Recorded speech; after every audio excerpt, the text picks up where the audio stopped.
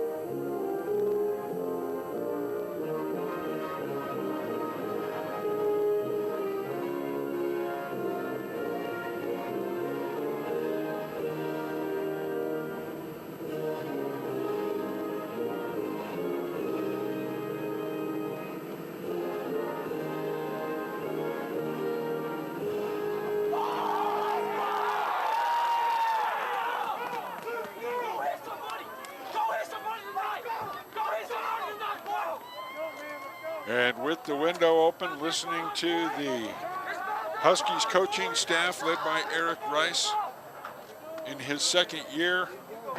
Their first game tonight, the kids have been excited, and he wants them to remember three things: strike first, strike hard, and be relentless against the Spartans. Spartans looking for something positive to happen after being shut out twice. We'll see what comes up here tonight from Gary Berry Stadium.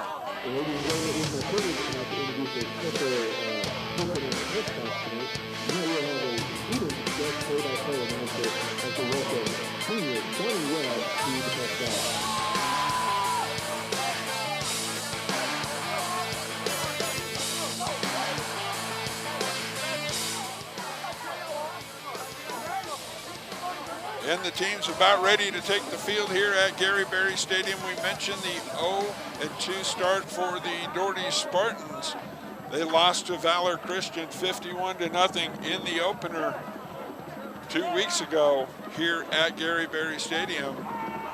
And then last week they went up to Parker to take on Legend and got beaten 41-0. So they have been outscored in the first 2 weeks of this abbreviated COVID-19 season by 100 points. And they are looking for their first points tonight. Talking with head coach Dwight Hale, they've needed some pressure up front, some push out of the offensive and defensive lines. They're hoping to get some of that started tonight. Douglas County will return this kickoff as we get ready to get underway. And this ball has come down, scooped up and returned out to the 32-yard line.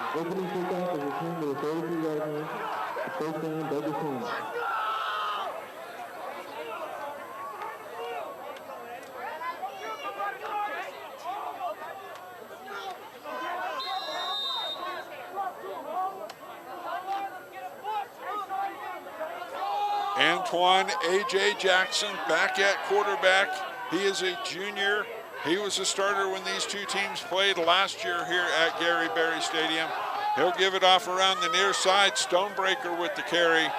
Stonebreaker will be ahead for a gain of 2. Tyler Stonebreaker, the 5'9" junior, 160 pounds. Last year rushed 71 times for 293 yards, had a couple of touchdowns. Also a threat out of the backfield, had 4 receptions for 54 yards and a touchdown. 2nd and 8 now for the Huskies. Rolling out is Jackson, throwing out in the flat, that intended for Keenan Rhodes. And the 6'2" senior unable to come up with it as it was wide to his right.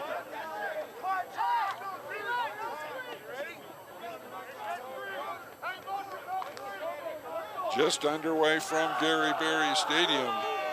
Thank you so much for tuning in, and if you are watching from the Castle Rock area, thank you so much for tuning in. Your Huskies have it. Pitch it to the left side this time. The Stonebreaker strung out, not much there.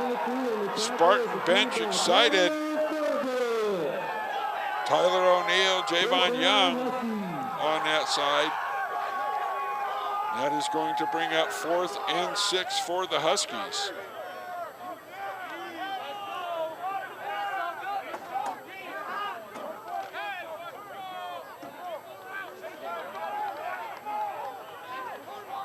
Connor Mantelli dropping back into kick the ball away. Now late substitution for the Spartans.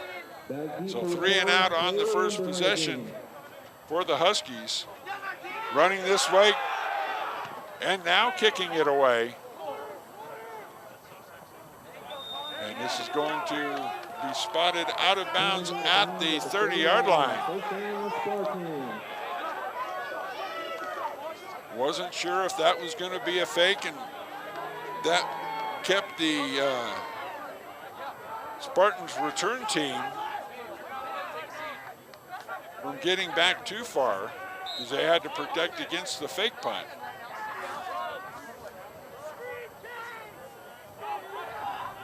Caden Becker at quarterback for the Spartans, joined in the backfield by Dylan Mercer. In motion and with the give and getting cut under.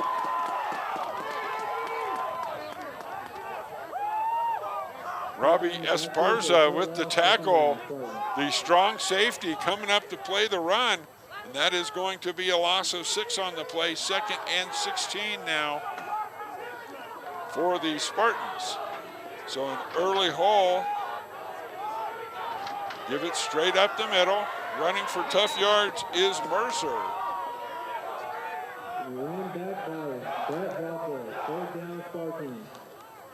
Mercer able to pick up 4 yards on that carry, bring up 3rd and 12. Very cold night, 20 degrees here at kickoff, or check that, 26 degrees at kickoff. Gonna cool down a couple degrees during the night, but the wind, if you can see the flags when we get a shot of them. Ball coming up to the near side, catch is made at the midfield stripe, hauled in.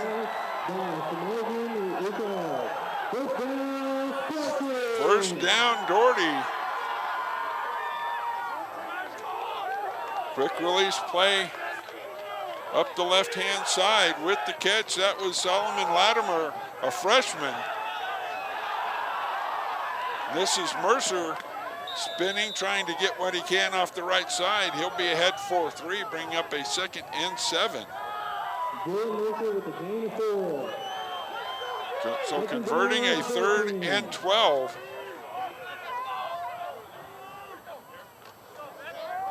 For 20 yards were the Spartans. Now Mercer is going to be dropped in the backfield.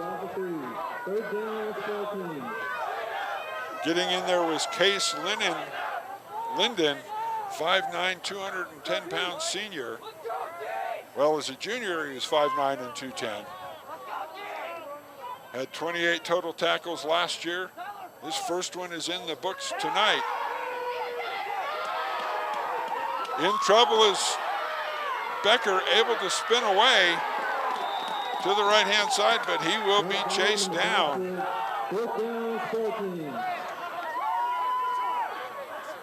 Leaf Hurst in the vicinity for the Huskies.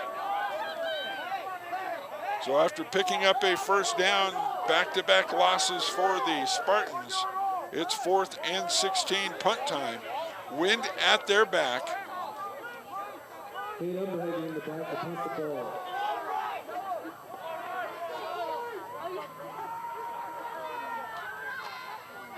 High snap gathered in, kick is away. And the Spartans able to get down to it. Where are they going to spot it? We've got a flag on the play at the 20. Flag on the play. The spot down is at the 1. The Spartans touched it about the 4, and then the player slid on his belly down close to the goal line. Penalty against Douglas County.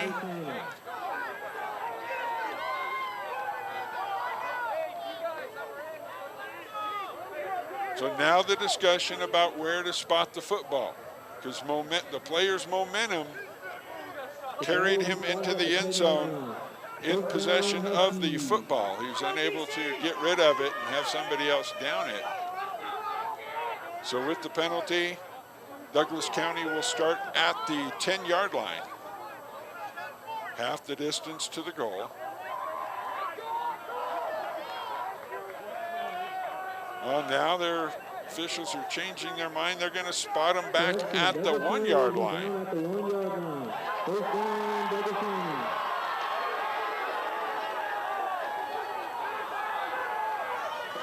So a great chance for Doherty's defense here now. Jackson is going to spread 3 to the right, 1 to the left. Stonebreaker deep in the eye. Now there's 2 Stonebreakers for the Huskies. 31 is Jake, 21.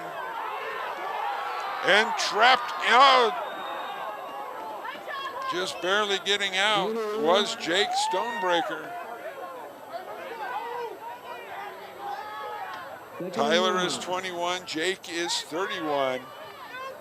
And Jake gets an extra yard, almost trapped in the end zone. And now we've got a whistle stoppage for an equipment adjustment. So 2nd and 9 for the Huskies. 3 receivers to the left, 3 by 2. Jackson alone in the end zone. Give it to Stonebreaker on the reverse, and room to run for Jake Stonebreaker. And he will be ushered out of bounds about the 28-yard line.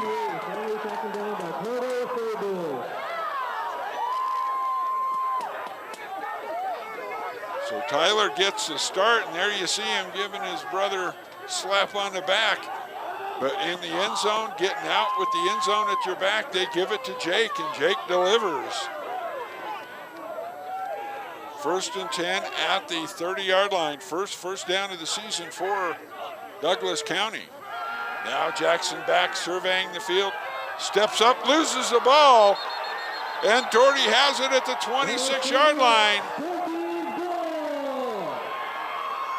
So big mistake by Jackson, stepping up in the pocket, but he was holding the ball out a little bit.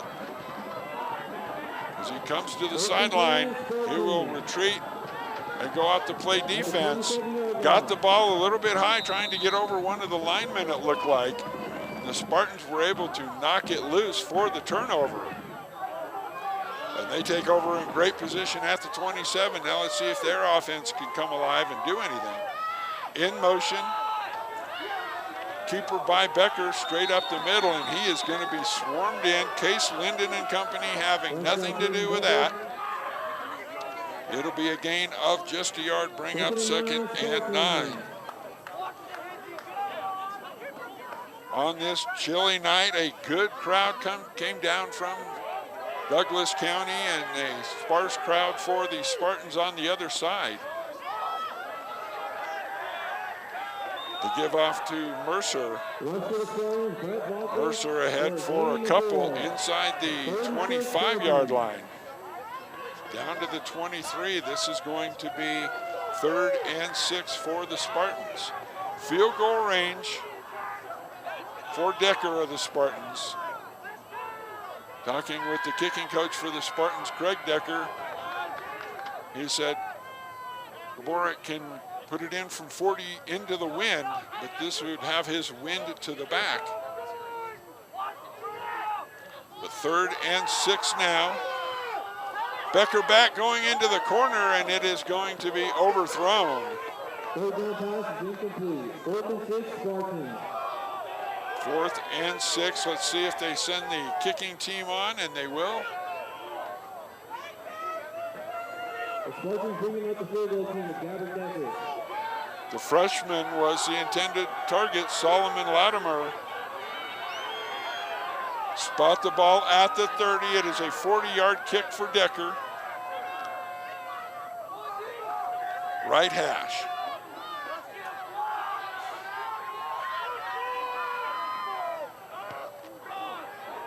Kick is on the way. And good. 40-yard field goal is the first score of the year for the Spartans after being shut out in back-to-back games. And at 5:08, it is Decker with the 40-yard field goal that gives the Spartans the 3-0 lead.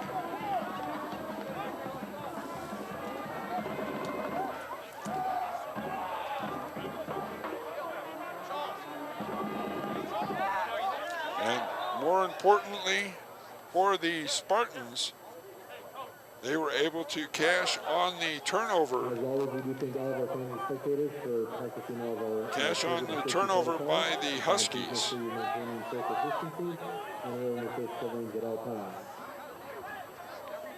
Trying to record that score on my notebook. It is so cold, folks, in the booth tonight with the window open as I'm running camera and calling the game.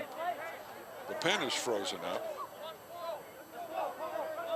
Douglas County Huskies set to return.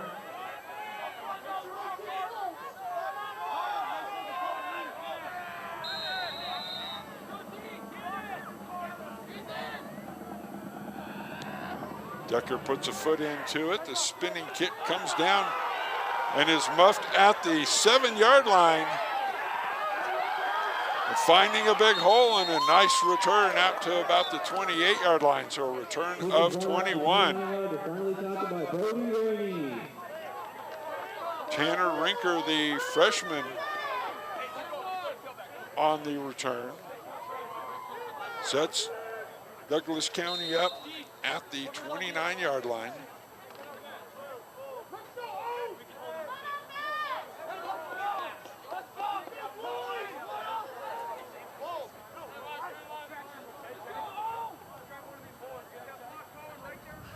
Jackson in the shotgun, 2 receivers left, 2 receivers right.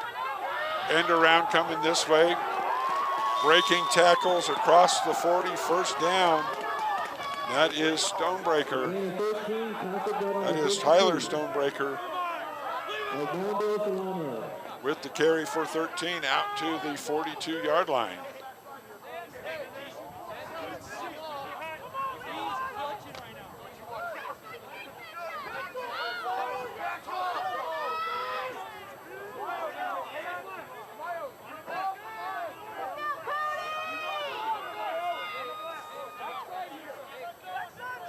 Jackson under center now, motion man across the formation. Give it off to the fullback, and he will be tripped up. A gain of 2. That is Jack Schultz, a junior, 5'11", 182.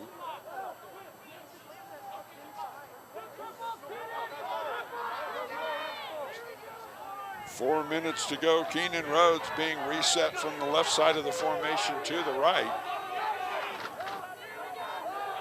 On 2nd and 9. Jackson rolling out to this side. Complete in the near flat. Down to the 43-yard line. That'll be a 1st down for the Huskies.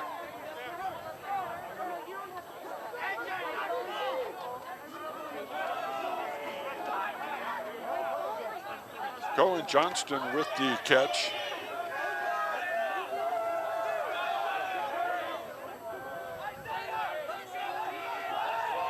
Receiver left, receiver right. Offset eye. Jackson in shotgun, give it to Stonebreaker to the right. And Stonebreaker is going to be down inside the 40, close to the 35. Jordan Villalobos with the tackle. Now back to the line for the Huskies, 2nd and 4 after a gain of 6. Jackson just straight up the middle looking for the first down. He'll be down to the 31 with the carry and have the first down. Timeout Spartans. First timeout called by either team tonight. With the Spartans on top.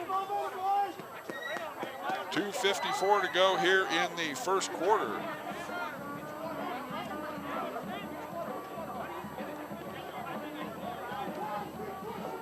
The COVID era has provided many challenges for traditional education.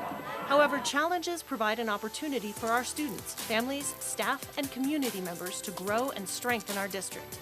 Be part of a community conversation on November 19th on the district's Facebook page as we present Beyond the Mask, a trust building and listening tour. On November 19th from Coronado High School, listen to panelists, answer questions covering the topic moving the district forward during the pandemic. Please visit www.d11.org to see a list of all events, times, and to complete a questionnaire form before each event. We hope you will join us.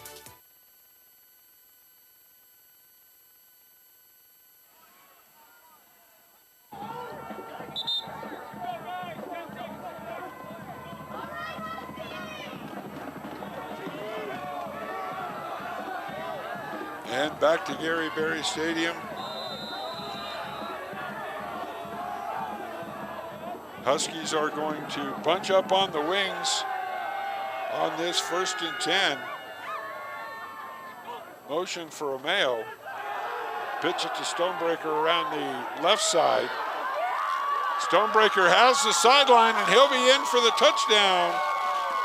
31 yards for Tyler Stonebreaker. His first touchdown of the year. First score of the year for Douglas County gives them the 6-3 lead.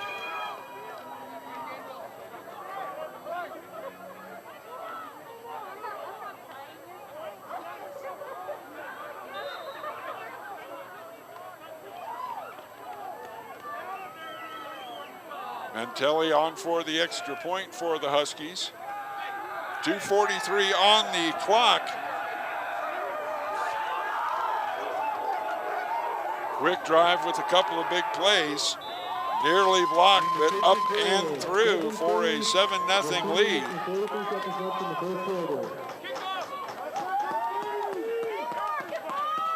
And the Huskies answer right back and take the lead 7-3.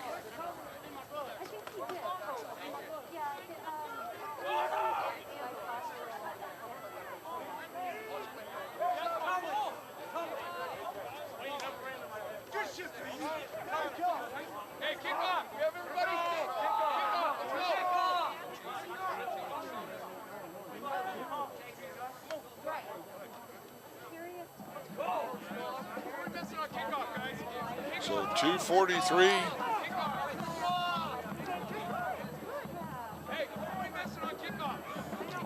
Left to go before the half. Now Douglas County. Again, this is their first game after games against Ralston Valley and Pine Creek were canceled in this COVID-shortened year. Trying to get the right personnel on the field.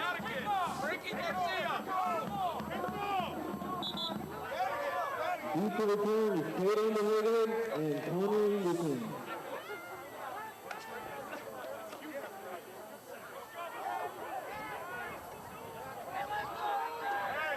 Two minutes and 25 seconds. A couple big plays on that drive for the Huskies. But the biggest one, Stonebreaker around the left-hand side.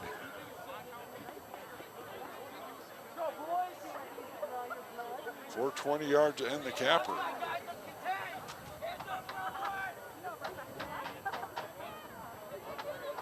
Keon Johnston with a big catch early in that drive to take them from the Husky side of the field into Spartan territory. And Telly has it up on the tee.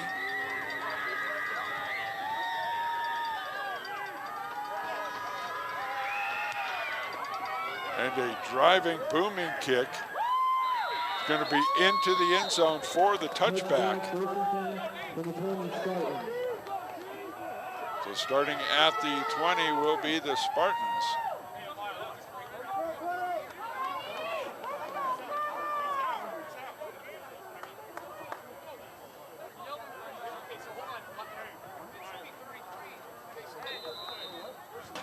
Spartans got really good field position on that last drive because of the fumble and didn't really move it much. They need to take that early confidence they were able to get, and this is Becker on the keeper around the right-hand side, and he is going to lose yardage.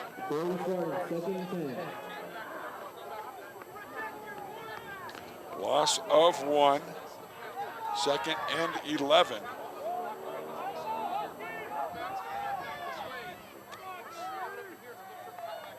Becker in the shotgun, Mercer to his left.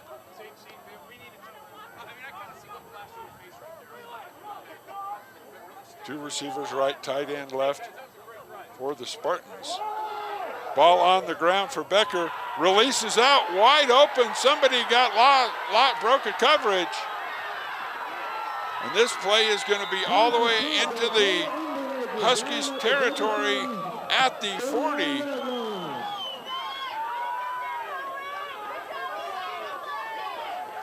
Cade Uberhagen, the senior with the big catch. Pick up a 40 on the play. Now give it to Mercer right up the middle. So a couple big plays by Douglas County, and now the Spartans strike for a big one. Pickup of 2 by Mercer. Number 18, Dale Mercer with the game of 3. 2nd and 7, Spartans. Drew Reichert split to the right side, Cade Uberhagen inside of him. Give it to Mercer to the right-hand side. Nowhere to run. Somebody needs to put a helmet for the Spartans on Cade Linden. The senior is blowing up that play. It'll be 3rd and 8 for the Spartans. Case Linden, we have called his name several times tonight. Caused 2 fumbles, had 7 tackles for loss a year ago. 3rd and 8, 45 seconds left to go here in the first quarter. Becker throwing out of bounds for the intended receiver. So 4th and 8 for the Spartans after hitting the big play. The stall drives out, or the drive stalls out.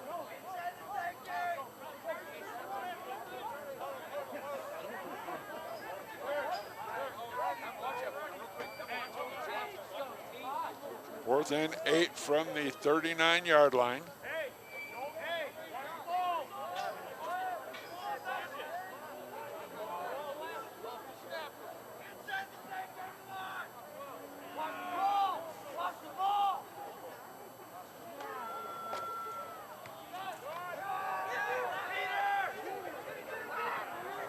This is going to be another good punt.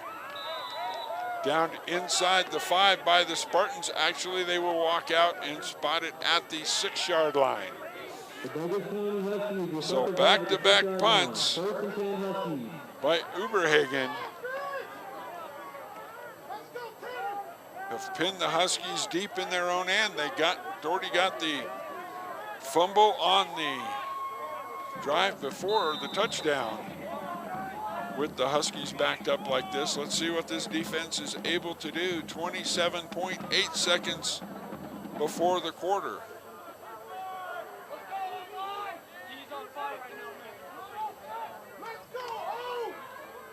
Jackson in the shotgun. Bring the motion man jet sweep. And it is going to be a short gain. That is a Mayo.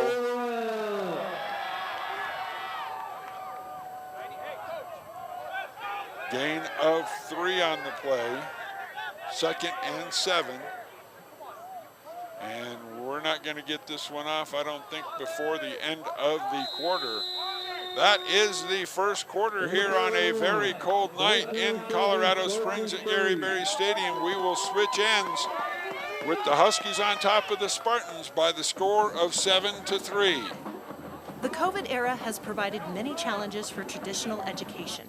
However, challenges provide an opportunity for our students, families, staff, and community members to grow and strengthen our district. Be part of a community conversation on November 19th on the district's Facebook page as we present Beyond the Mask, a trust-building and listening tour.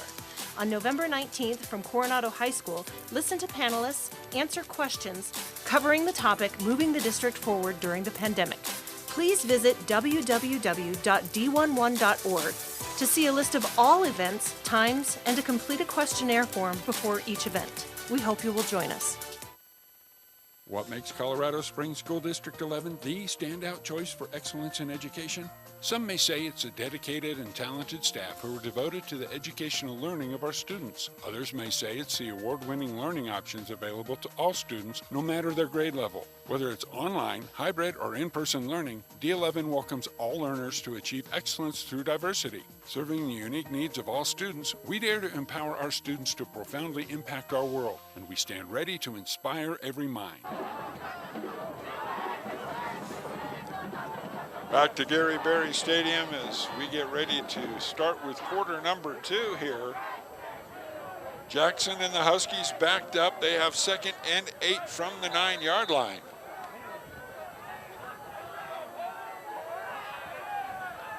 Three receivers to the left.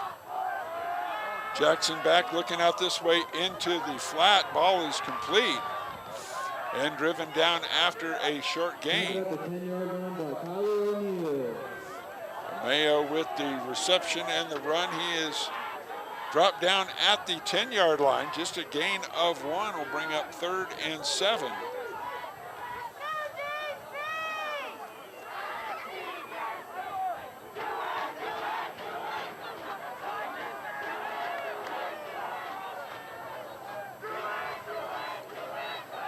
Stonebreaker behind Jackson, late delay. Tight end screen on the crossing pattern intended for Rhodes. Keenan Rhodes is incomplete. Good pressure off the left side of that defense for the Spartans. And it will be 4th and 7.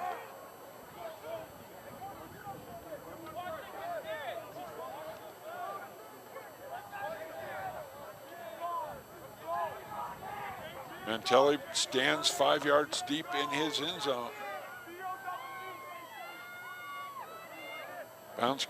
Snap comes back on a hop. Good kick by Mantelli.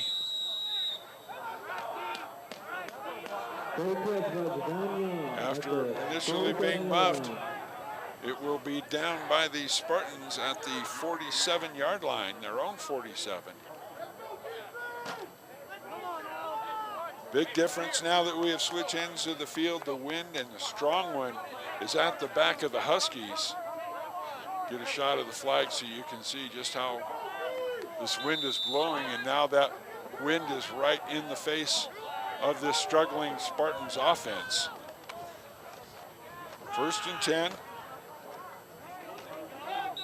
Mercer and Becker.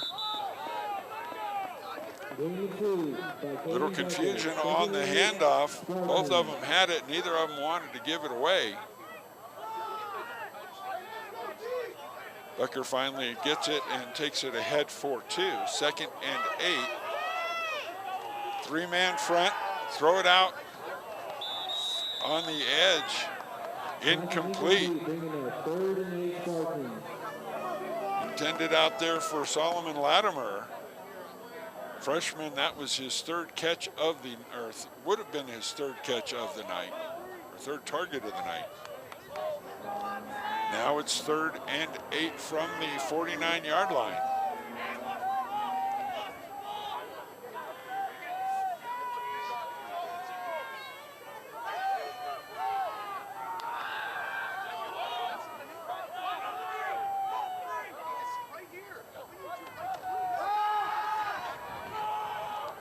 And off into the flats, intended out there, incomplete, intended for Reichert. And Drew unable to come up with it, so it will be 4th and 8. Punt coming for the Spartans.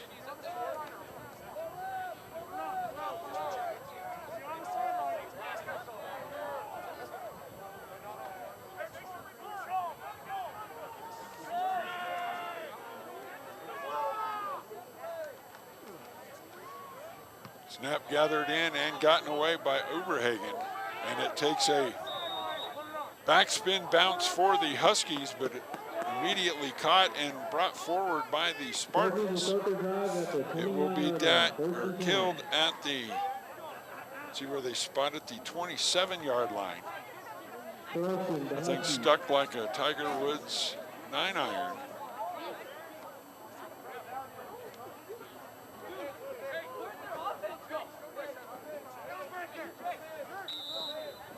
Again, if you're tuning in from the Castle Rock area to watch your Huskies, they're leading 7-3. Bouncing back with a touchdown after fumbling and allowing Doherty a short field to kick a 40-yard field goal.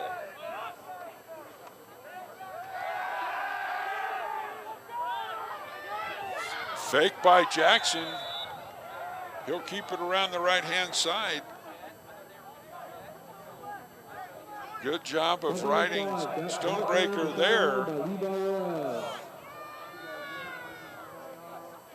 It'll be held to a gain of 4. It'll be 2nd and 6. Ball to the 33.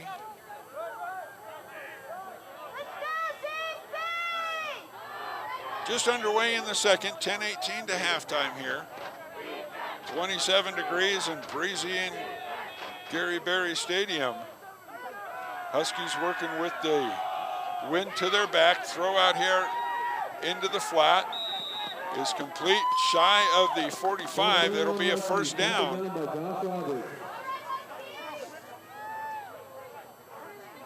J.J. Royna, the tight end, 5'11" junior, his first catch of the year, first catch of his career. Did not have a catch last year for the Huskies. Now I formation.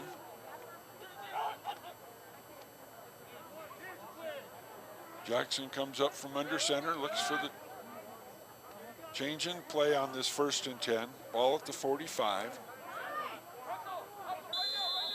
Tyler Stonebreaker behind Ameo. And that's going to cost, the indecision is going to cost the Huskies 5, delay of game. Make it 1st and 15 back at the 40-yard line.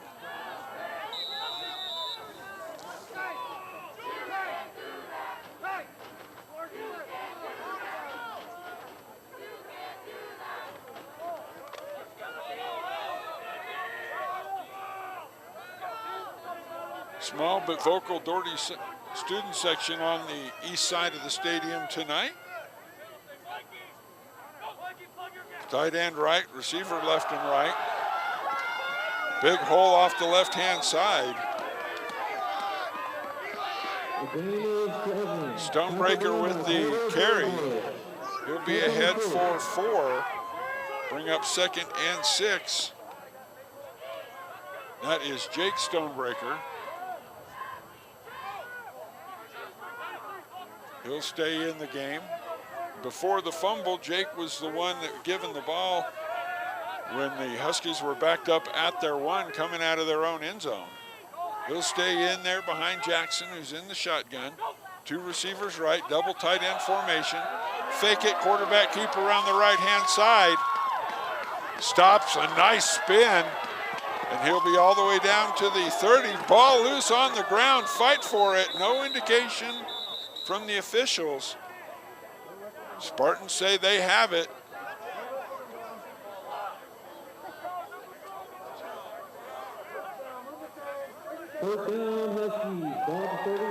So the second fumble by Antoine Jackson this year. This one he doesn't lose. Last year he fumbled 5 times and lost just 1 on the season. Almost disastrous there after a big gain. 10 yards and a first down, almost coughed it up.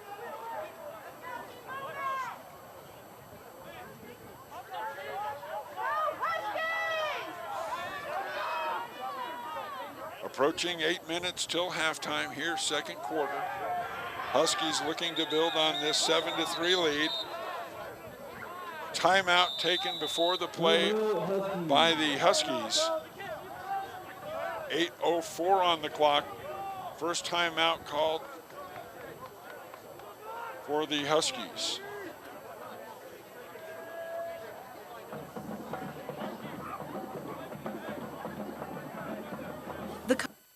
What makes Colorado Springs School District 11 the standout choice for excellence in education?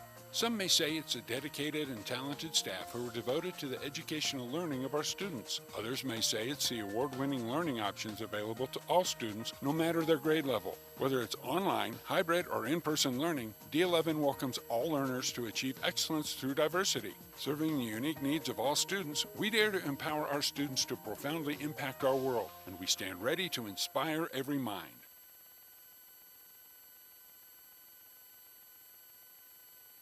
The COVID era has provided many challenges for traditional education. However, challenges provide an opportunity for our students, families, staff, and community members to grow and strengthen our district. Be part of a community conversation on November 19th on the district's Facebook page. Back from the timeout, Jackson back, throwing down this seam wide open and just beyond the outstretched arms of the intended receiver. Bring up 2nd and 10. Pass was going for A.J. Royna. Royna had run a skinny post and had an opening.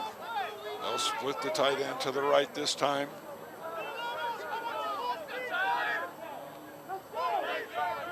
Second and 10 at the Doherty 30-yard line.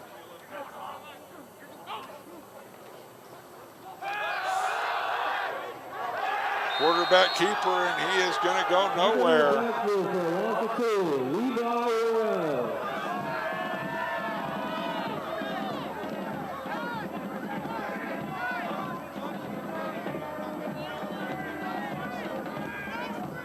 Loss of 3 on the option keeper to the right.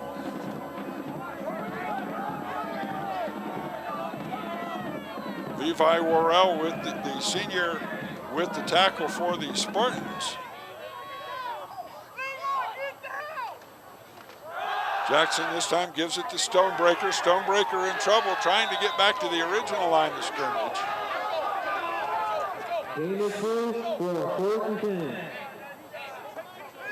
Pickup of 2 is going to make it 4th and 11 for the Huskies.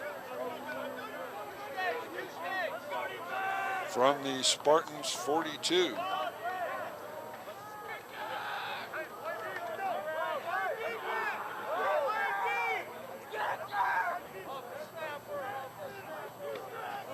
Again, if you're watching from the Douglas County area, thank you for tuning in to the Doherty Spartans YouTube channel for District 11 Sports.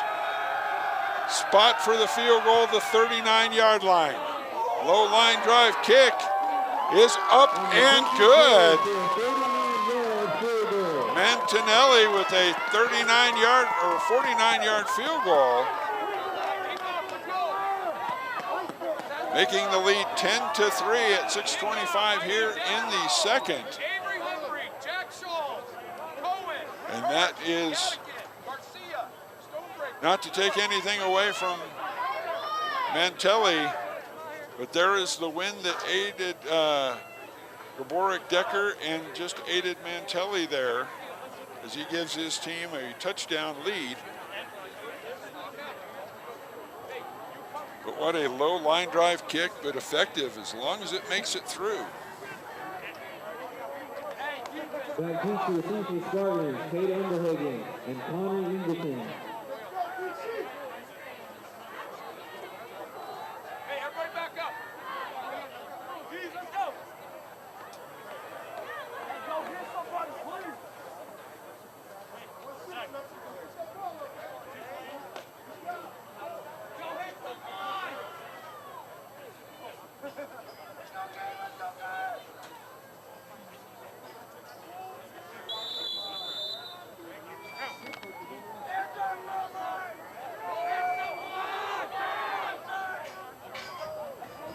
Umberhagen is back, waiting for this kick. One of two Spartans who stand inside their 10.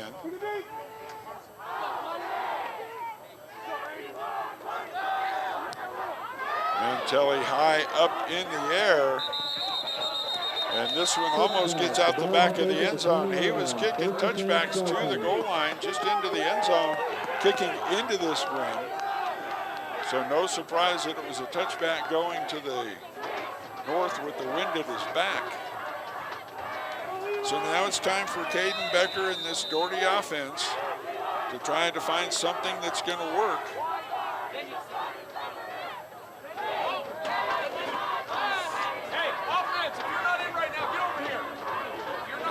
You see a quick shot of the Doherty student section, not near as full as it would be, but with the COVID restrictions and the cold night, hard to get a full stands into the stadium. Timeout number 2 taken by the Doherty Spartans. 6:25 to go. Andrew, come on, he's in a meeting. 10-3 is our score.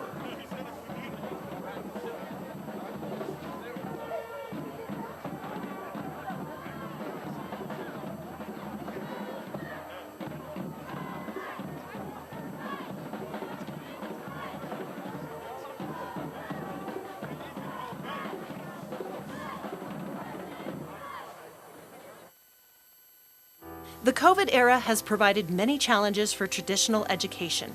However, challenges provide an opportunity for our students, families, staff, and community members to grow and strengthen our district.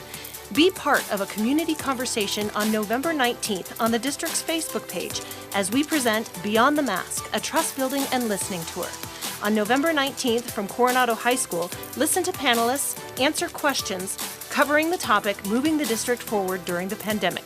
Please visit www.d11.org to see a list of all events, times, and to complete a questionnaire form before each event. We hope you will join us.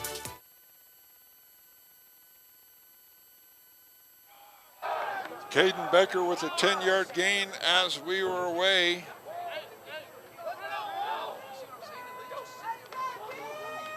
First and 10 for the Spartans. Now another big hole right up the middle, all the way out to the 45-yard line. And that is Mercer. So 10-yard run and a 14-yard run right at the middle. And Case Linden, the senior who's been so dominant early, still in the ballgame.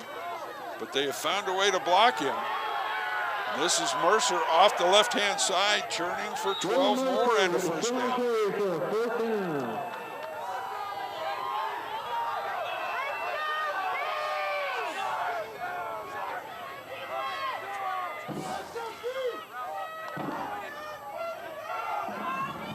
So the Spartans with 5:26 left, finding something on this drive. Let's see if they can keep it going. Read option keeper by Becker. And Becker is going to be thrown down after a short gain. Case Linden had seen enough.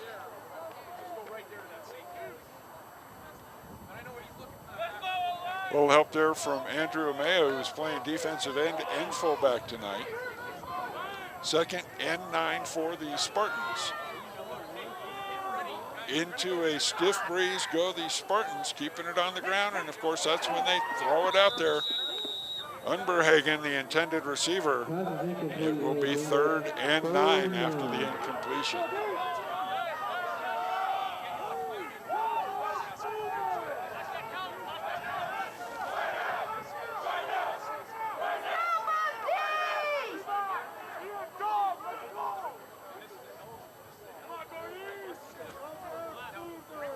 So 3 big runs for the Spartans. Now got to convert on a 3rd and 9. Pump and go down the left-hand side.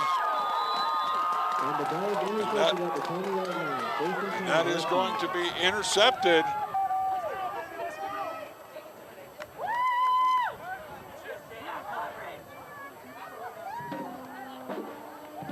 Coverage down there and coming up with the interception.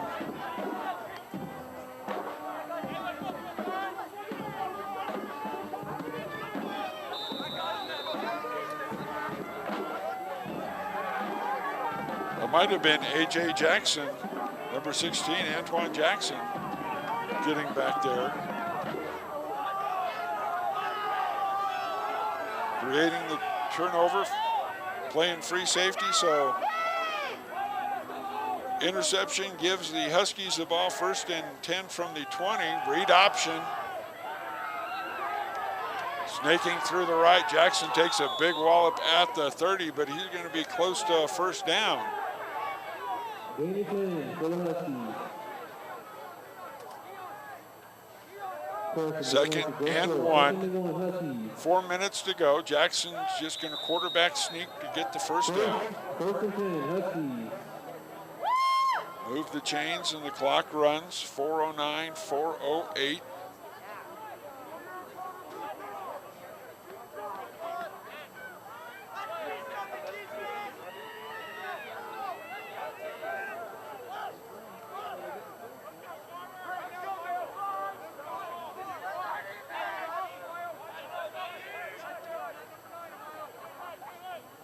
Letting a lot of time run off, 25 seconds off the clock. Jet sweep coming to this side. Strung out by the Spartans and spun down at the 35-yard line. Gain of 4, tackled down by Doherty.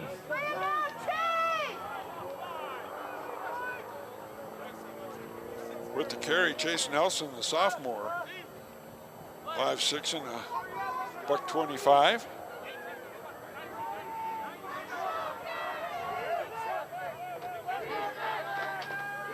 Five-man front for the Spartans. Jackson in the shotgun. Jet sweep coming the other way. Now faked out the read option. Kept and dropped. Short gain for Jackson. He'll get out to the 37, maybe pick up a yard, bring up 3rd and 5.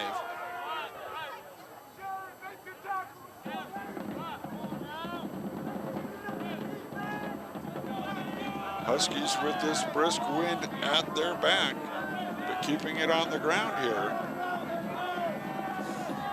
They're going to, Rhodes and Nelson split wide to the right.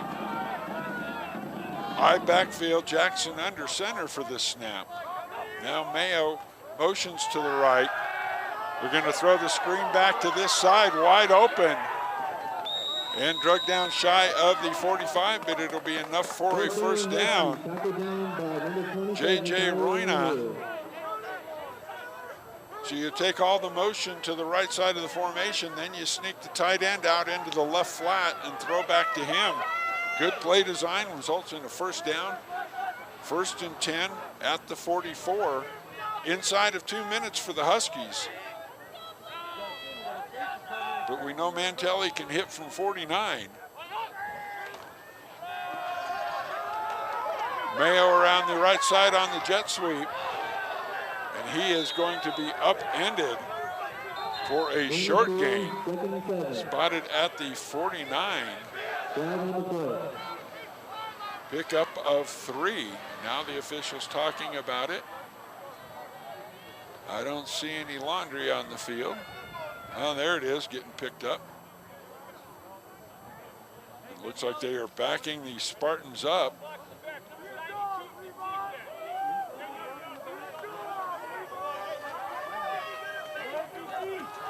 So that'll be another 1st down into Spartans territory. With 1:36 on the clock, and now they just wind the clock. Pick up another 10 yards. Mantelli can try another 49-yard field goal, if nothing else.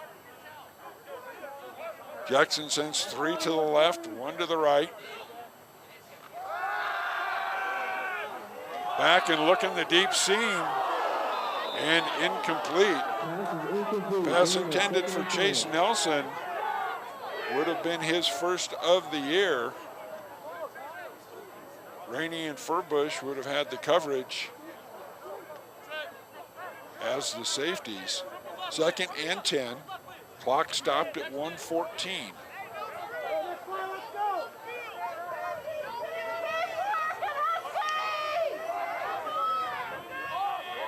Quickly back to the line, the Huskies. Roll Jackson out to this side, in trouble.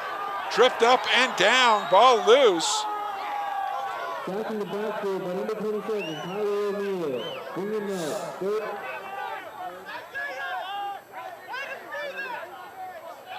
Big stop by the Spartans.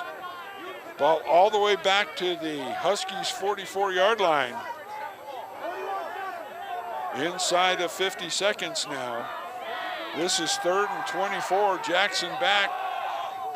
Complete over the middle to Nelson. Nelson instantly dropped at the 42-yard line.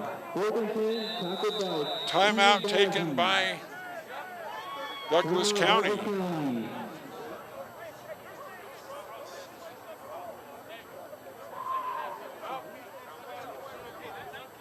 Keaston Bazzi, the junior, with the tackle and the big hit on Nelson, who had started on the right side and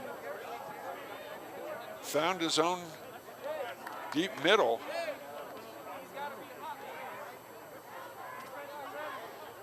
Second timeout taken by the Huskies tonight. And 4th and 8. I think I just heard the coach's call for a punt. Wind at their back. This would be close to an NFL record field goal attempt, though. It would be a 59-yarder, so shy of the NFL record, but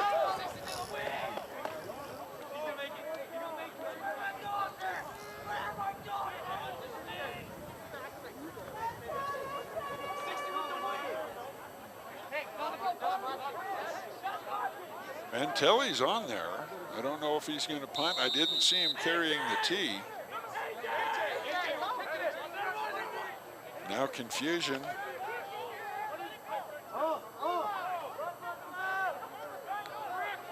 They are going to try the field goal. This will be a 59-yard field goal attempt with 34 seconds left before halftime. Strong wind at the back for Mantelli, and this low kick is not going to get over the head. Picked up by the Spartan, who is deep and start on the return.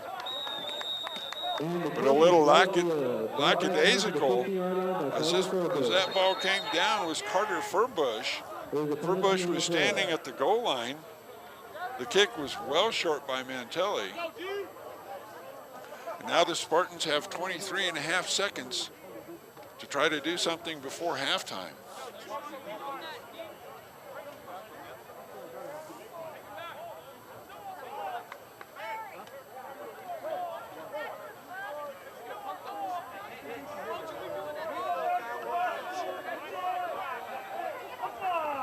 Personal foul on the Spartans is going to back them up all the way to the 7-yard line. One timeout for each team, 23.5 seconds left on a bitterly cold night. It has officially, with this wind, become bitterly cold, folks. If you're watching at home online, you got the best seat in the house. Big hold for Mercer, and Mercer's going to bring it all the way to the 27-yard line.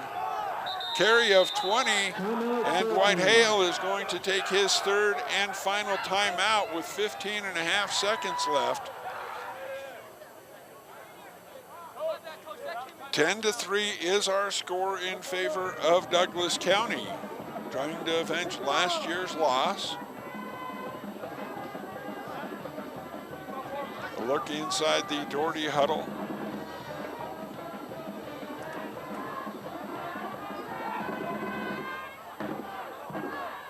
And some of the brave Spartan fans on the far side.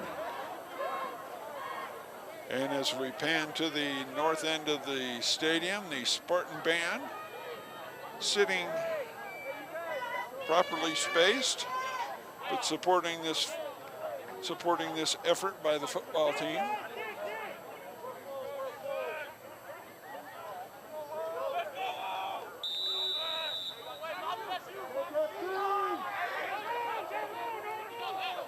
So 1st and 10. Throw the screen to the backside, and the receiver running in. There was a slip screen for the receiver. One of the big offensive linemen got out there, but the receiver curling back in ran into him, and that is going to be the end of the first half. With the score, Douglas County 10 and the Doherty Spartans 3. We will take a quick break as the players get their rest in.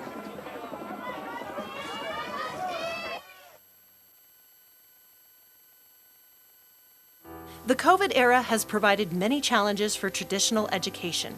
However, challenges provide an opportunity for our students, families, staff, and community members to grow and strengthen our district. Be part of a community conversation on November 19th on the district's Facebook page as we present Beyond the Mask, a trust building and listening tour. On November 19th from Coronado High School, listen to panelists, answer questions covering the topic moving the district forward during the pandemic. Please visit www.d11.org to see a list of all events, times, and to complete a questionnaire form before each event. We hope you will join us. What makes Colorado Springs School District 11 the standout choice for excellence in education? Some may say it's a dedicated and talented staff who are devoted to the educational learning of our students. Others may say it's the award-winning learning options available to all students, no matter their grade level. Whether it's online, hybrid, or in-person learning, D11 welcomes all learners to achieve excellence through diversity. Serving the unique needs of all students, we dare to empower our students to profoundly impact our world, and we stand ready to inspire every mind. There was a time not long ago, District 11 Media Production Services would roll their production truck to Gary Berry Stadium or to your high school gym and produce varsity sports. This team of dedicated staff members supervised student volunteers who were gaining hands-on experience producing high-quality televised events to the joy of family and friends and the community. But the technology being used was aging and also required a tremendous amount of manpower, making it difficult to cover all the sporting events involved in the school's many teams. Schools and their fans had to settle for the rationing of coverage, which did not sit well. Something had to give. Then the district found new technology that would restore the previous coverage and would allow for the expansion of the number of events that each school could produce. This new technology would empower student involvement in the planning and execution of the game broadcasts like never before, highlighted by taking over the roles of producer, play-by-play announcer, and color analyst. All that is left is a recruiting and organizing of the student producers and announcers. You. Yeah, you! The search is on for high school students, freshmen all the way up to seniors, who are looking for a new challenge. Students who envision a future where they will need sharp public speaking skills, or those who dream of being in the broadcast industry, and even those students who just like to talk. Does this sound like you? Are you ready to make the commitment to become the voice of your school's athletic teams? Contact me, Barry Reed, D11 broadcast announcer, to get more information. barry.reed@d11.org or my phone 520-2269. So morning meeting is basically, so we come in, we go to the gym, we sit in our grade levels, and then when we talk with our friends for a while, students can sign up to do a specific job. And so one student does good things, another does lunch, one helps with the Pledge of Allegiance. After we do the Pledge of Allegiance, we start to go to our classrooms. Good things looks like, first we start to get a little small stuffed animal. It's a Snoopy and a pumpkin, and we get to throw it around, and we say, does anybody have a good thing? And we throw it around. Tell me something good. My good thing is that today I got to go with my parents to Squid City. My good thing is that yesterday I went to karate. We interviewed a lot of schools before we came here, and I just was amazed at how much it mattered. The positivity of kids' experience and the support structures, and not thinking of kids as good and bad, but giving them a chance to grow. And that's what Capturing Kids' Heart has done for the school and for the kids. Good morning, Anderson. Well, a social contract is the teacher prints out a little piece of papers and we get to answer them, like, how do you want to be treated? And we write our names on top to show that we are going to promise that, and we are going to try to be as much as possible and try to show all of that to everyone in the whole community. I enjoy being a social contract reader because when guests come in, I get to shake their hand and know their name and get to know them a little bit better, and I get to show them what we do around the classroom and how we do it, and we just do a bunch of stuff around the classroom. A launch is the teacher at the end of the day, she gives us a high five and she says, if it's Friday, she says, have a great week, but if it's just Tuesday, she says, have a great day.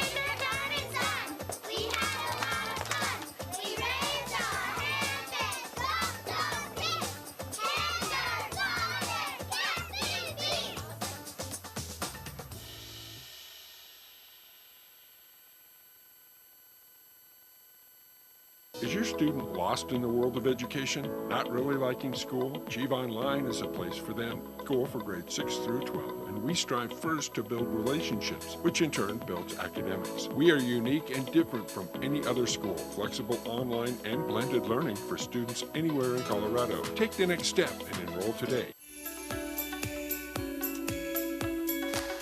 My journey to become a school counselor started a long time ago. I want to thank my parents, actually, for having me. I mean, that sounds kind of weird, but my mom always reminds me of that on my birthday, of course.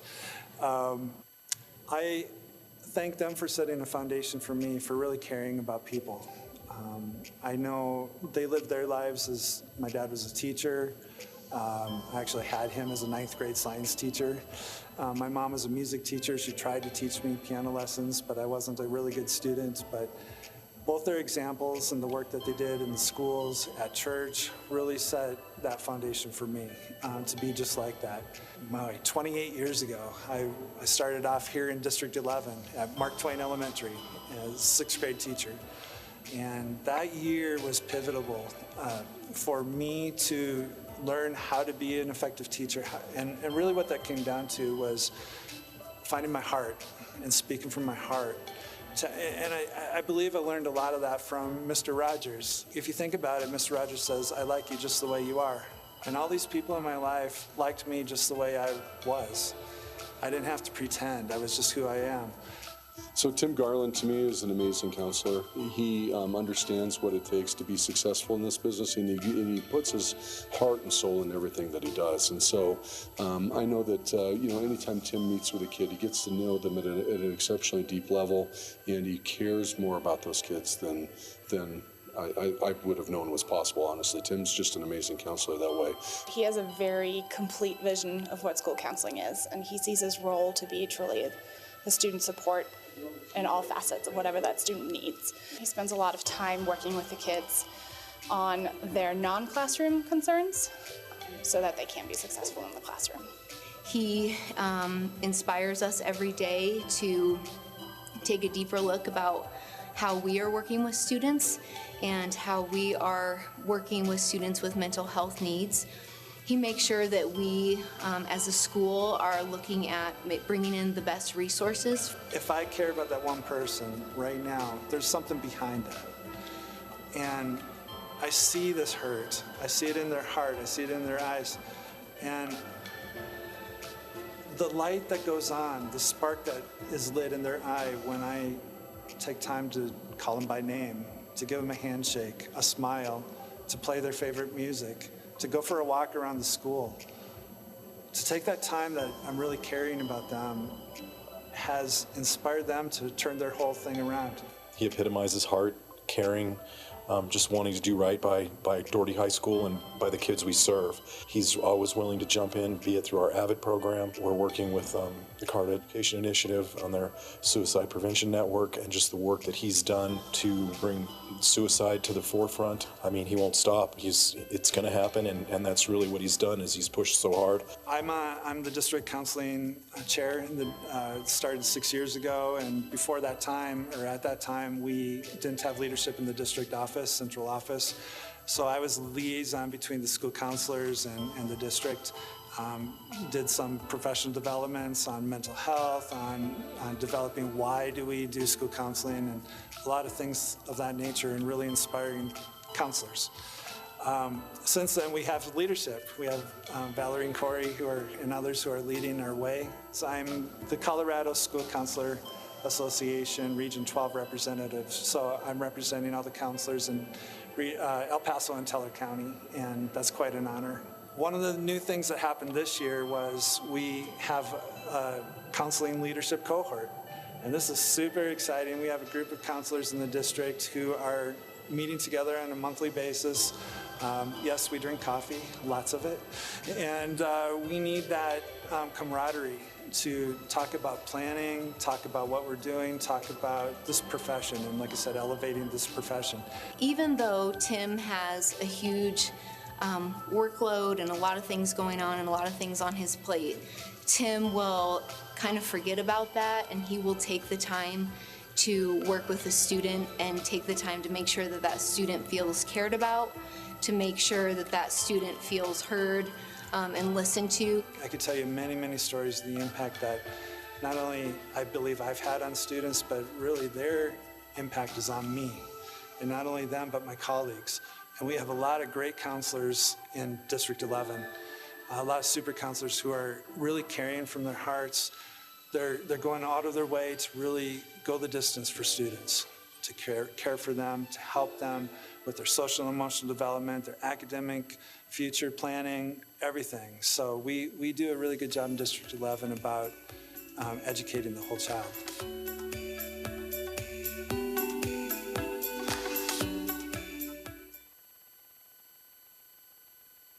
Nestled in the foothills of the Rocky Mountains at the base of Pikes Peak is Colorado Springs, home to 5 military installations, the Olympic Training Center, many thriving colleges, fine arts venues, and School District 11, who created specialized education for gifted learners in the 1950s. At Colorado Springs School District 11, our gifted students become the creators, problem solvers, and innovators of tomorrow.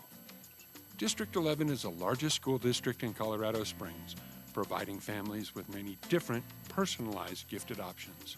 Given the choice of program options and opportunities that District 11 schools provide, there is a perfect fit for every gifted, talented, and high-achieving learner in the Pikes Peak region. We offer successful, safe, and purposeful learning experiences. We have qualified staff that recognizes exceptionality in academic and talent areas, identifying students as young as kindergarten. K-12 programming includes Gifted Magnet, International Baccalaureate, Montessori, Accelerated and Honors options, a career and technical track, and Junior ROTC, just to name a few. We believe that gifted students need an outlet to express their creativity and to collaborate with other like-minded learners. When gifted students are not satisfied with what they're learning, they lose creativity that could potentially solve problems and change the world. An identified gifted student expressed learning this way. Gifted classes give students like me who think differently a way to learn that fits our brain. Gifted has no boundaries in Colorado Springs School District 11. To find out more about all we offer gifted students, visit us at www.d11.org/GT.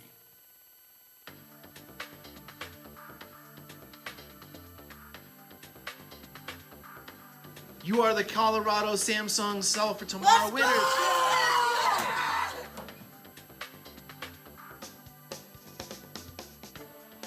In Colorado, we tend to have a lot of hail, so we thought that that would be a really good thing to help out with the community. Our project is a very cost-efficient way to help protect your car, and you don't have to pay a lot of money for it. We're using a bunch of Newton's laws: force, gravity, drag. We're determining velocity, wind, water, and a lot of other elements. The research that we're doing is we've looked at a lot of insurance companies to see how much people are paying to get their cars fixed for having so much hail damage. The prize money that we are receiving already from Samsung, and hopefully more, will absolutely help the students here at West to replace and to add on to our current technology needs.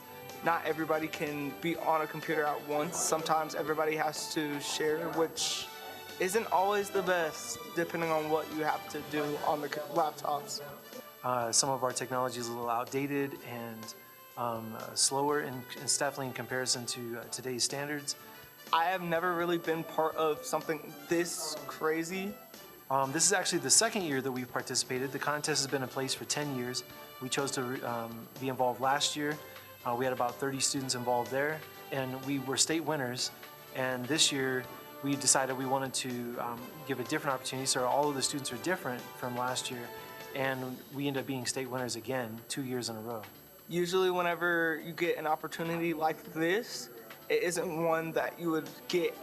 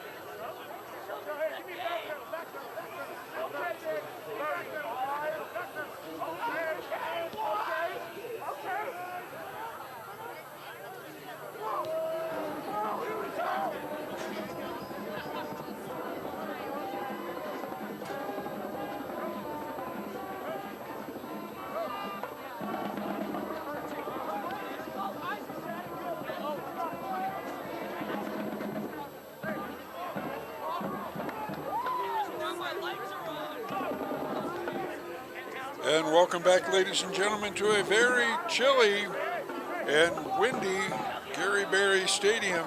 I am Barry Reed, the broadcast announcer for Colorado Springs School District 11. If you're tuning in to the Doherty YouTube channel to catch this, whether it's from here in the Springs or up in the Castle Rock area, thank you so much for the tune-in.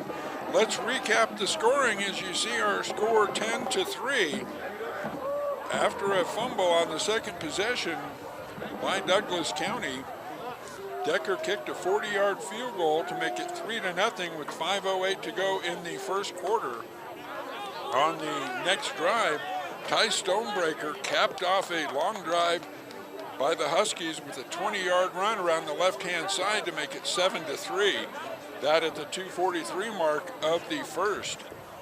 We played back and forth, traded a couple turnovers, and then Mantinelli at 6:25 of the second quarter hit a 46-yard wind-aided field goal to the north of the stadium to make the score 10-3.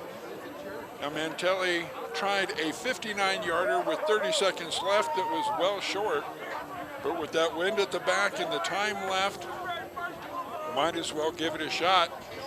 They were able to pin Doherty back. We're the Huskies, and so no damage, and they took the 7-point lead into the halftime break. So we have still got 24 minutes to settle this one. We'll see what changes on this cold night are brought. Antoine Jackson, quarterback for the Huskies, as this kick is squibbed, picked up at the 35, brought across midfield before being run out of bounds into the Doherty bench. So Doherty will start the second half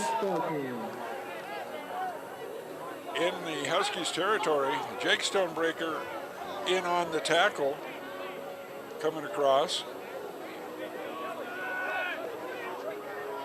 So Doherty's offense will take over. Let's see where they spot it. Looks like they're going to spot it about the Huskies 47 for hash.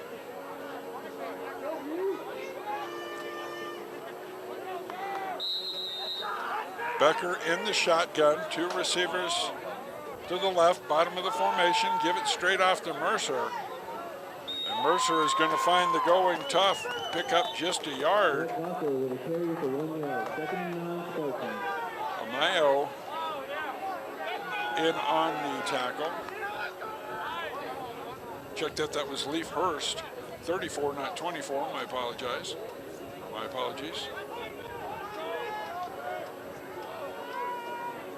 Kane Linden has shifted from the nose to the right defensive end now for the Huskies.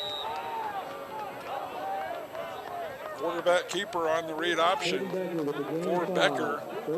And Becker will be ahead down to the 41-yard line, bring up 3rd and 4 for the Spartans.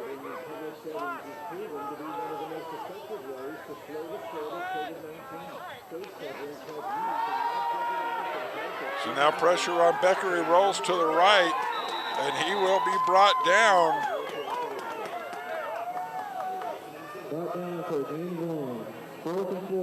Andrew Amayo off that left defensive end in there for the stop.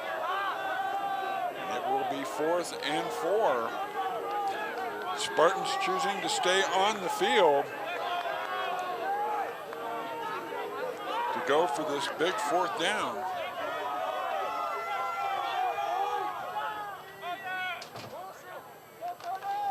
Motion man, keeper on the read option, and Case Linden says no.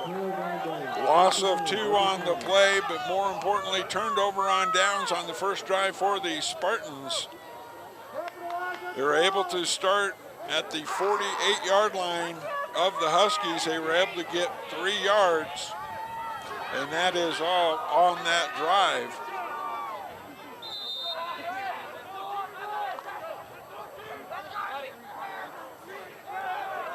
So now Jackson will be back under center for the Huskies.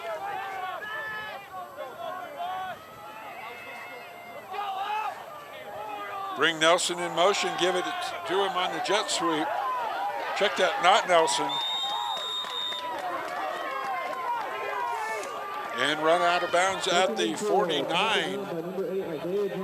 Jet sweep was Tanner Rinker, the sophomore, 5'11", 140.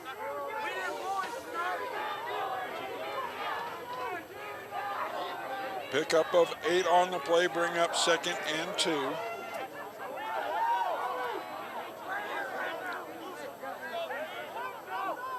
Now bunch the formation, 2 wings, 2 tight ends, lone back.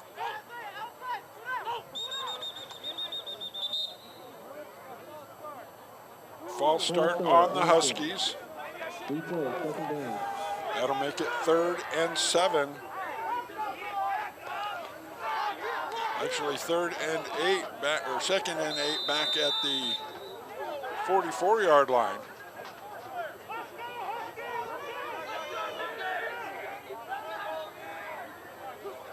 Just underway in half number 2 with the Huskies on top by the score of 10-3. Stonebreaker takes it off the left-hand side. He'll be ahead for a gain of 4. That is Tyler Stonebreaker. Quickly to the line, trying to catch Doherty. Short quarterback keeper for Jackson. He'll get to midfield. He will be short. It will be 4th and 2.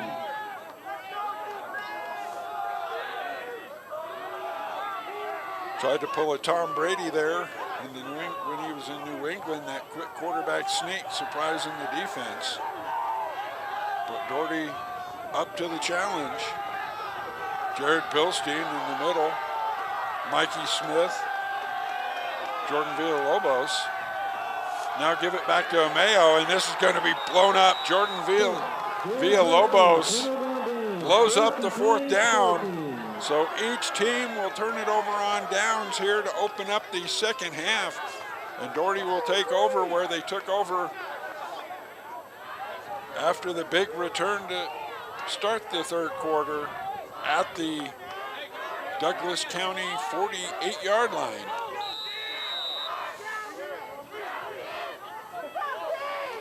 Interesting turn of events.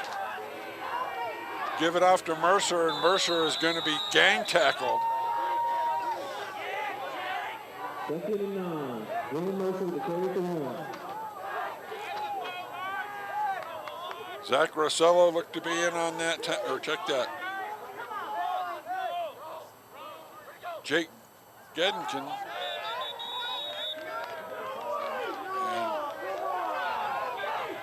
And encroachment defense.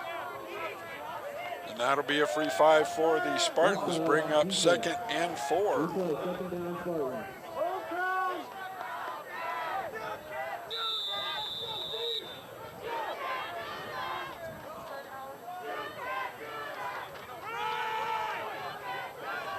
Breaking tackles is Mercer. Mercer inside the 35. First down, gain of 10 for Mercer. Dylan Mercer. And now we have got an injury on the play to one of the Huskies, and that is A.J. Jackson down. Antoine Jackson on the turf, hurt on that tackle.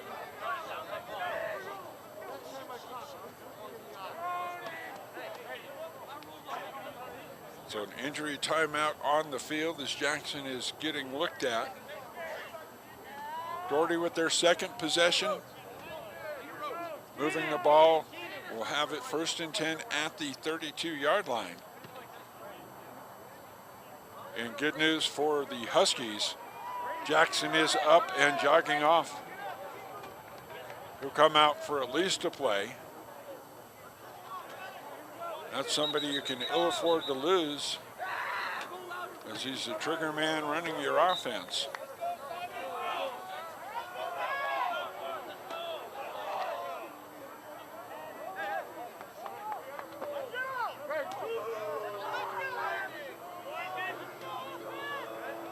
Taking his place at the safety position,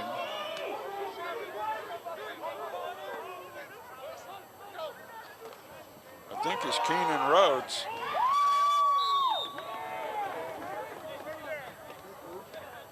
Short gain on the play, gain of 2 on the keeper by Becker. They'll spot it at the 31, gain of 1, 2nd and 9.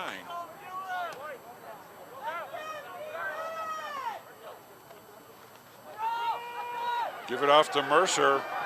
Mercer finding a seam on the left side down to the 24-yard line. That is going to be close to Doherty first down. It will be short, 3rd and 1. Running at Zach Oakley on that defensive side. Now give it to Mercer. Mercer just using his big body to lean forward inside the 20.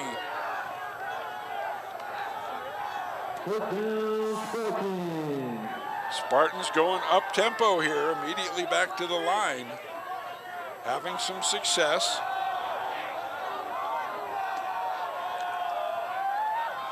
Four-man front now for the Huskies. Mercer able to slide to the right and find a hole off tackle. Gain of 3 will bring up 2nd and 7. Approaching the 6-minute mark, midway through the third quarter here at Gary Berry Stadium. Wind at Doherty's back. 2 receivers to the right. Umberhagen in motion. Becker with the keeper, pulling his way down inside the 10, all the way to the 5-yard line. Caden Becker running with some authority there. Great job by this offensive line. Rutan, Fima, Roney, LeWalker, Boise, and Dyer for the Spartans. Double tight end. Give it to Mercer, and Mercer is going to be dropped for a loss of 2 back at the 10-yard line. Mayo there. Case Linden there, the nose tackle, 5'9" senior. Case Linden has been everywhere tonight. Again, this is the first action of the season for the Huskies. The Spartans trying to get out of an 0-2 hole. Keeper for Becker, back up the middle. And Becker will spin his way down close to the 2-yard line. Third and goal, they'll spot it at the 3. Trailing by a touchdown, the Spartans trying to pull within 1 here. Stack the formation to the right side, bring motion that way. Keeper for Becker. Becker finds a seam, did he get in? Touchdown Spartans! Caden Becker with the first touchdown of the year. So the first points go to Decker on the field goal, but then Caden Becker puts it in the end zone. Short 49-yard drive for the Spartans, but they finally put a drive together for the first time this year. And with 4:26 left, a chance to tie it up. Gabrick Decker puts his foot into it, and we are knotted at 10 with 4:26 to go here in the third quarter. Great ball game we've got going here tonight on a chilly Friday night in Colorado Springs.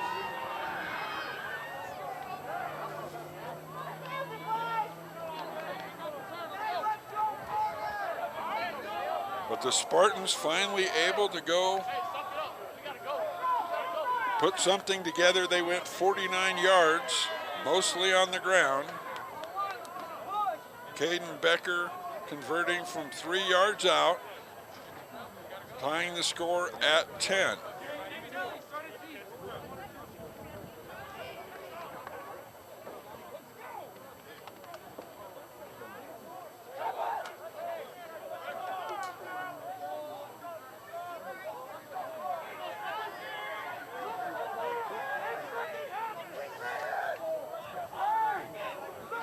Stonebreaker will stand at his 10, or about his 5. Joined there by Chase Nelson, the deep men for the Huskies. Gabrick Decker getting ready to put a foot into it. Watching him warm up at the end of the half, he was able to drop it with the wind at his back to the 5. Higher kick comes down at the 10. And this is Nelson. And Nelson gets thrown down by his shoulder pads, but all the way out at the 31-yard line. So a return for Nelson of 21 yards.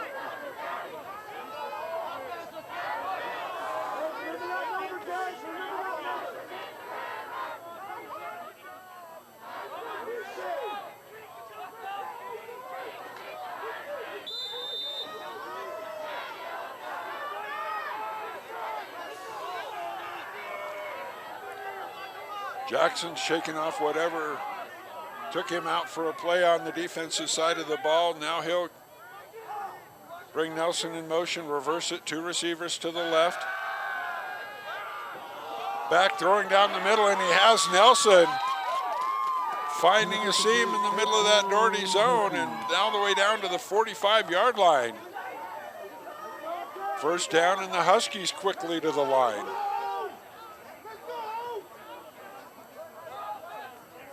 Tied at 10 following the Doherty drive. But now the Huskies finding a little bit of life on the cold night. Jackson under center, Nelson in motion.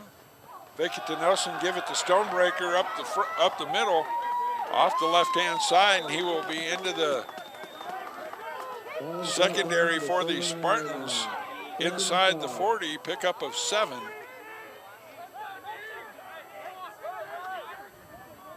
Rainey and Furbush territory, the safeties for the Spartans. Now Jackson back in the shotgun. Drops back, rolls to his right. Throws downfield, and it's tipped away at the last minute.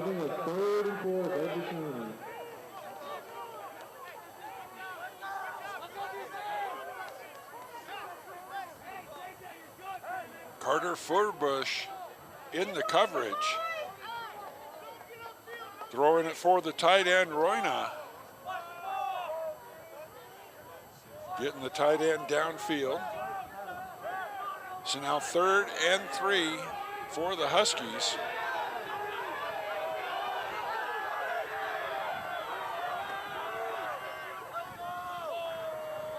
Motion by Nelson. Fake it to him, bring Jackson out. Now Jackson back in the corner, down the seam, and this ball is going to skip into Royna, the intended receiver. 2 Huskies in the same area, down about the 20-yard line. And it's going to be 4th and 3. And into this stiff wind, the Huskies will pass on a field goal attempt. Offense stays on the field.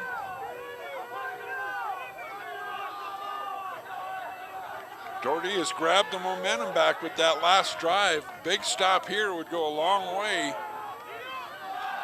Give it to Stonebreaker. Stonebreaker inside the 35, and that's going to be enough for a first down. Tyler Stonebreaker with the first down. Good push by the right side of that offensive line. Zach Oakley, Case Linden, Taylor Nichols, the center.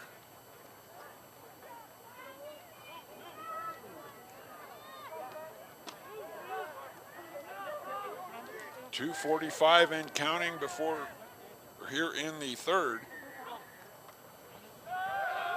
Give it to Stonebreaker around the left-hand side.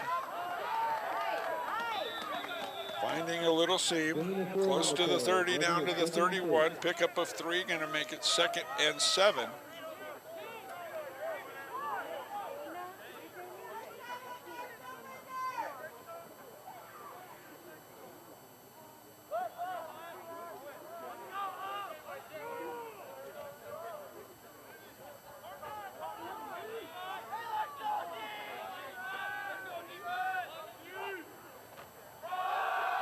Jackson gives it off to Amaya.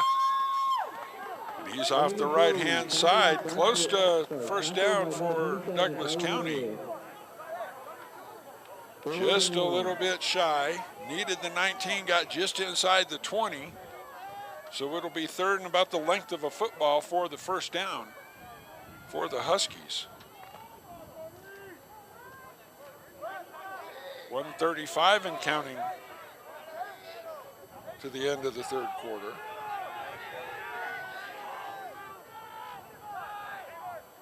Jackson will go under center, double tight end formation. Motion man, fake it to Stonebreaker, rolling out to the right, and he'll be pushed out of bounds inside the 20 down to the 18-yard line. Pushed out of bounds at the 18-yard line. Now we have 1st and 10, Huskies. Jackson gets the first down. It'll be 1st and 10 from the 18.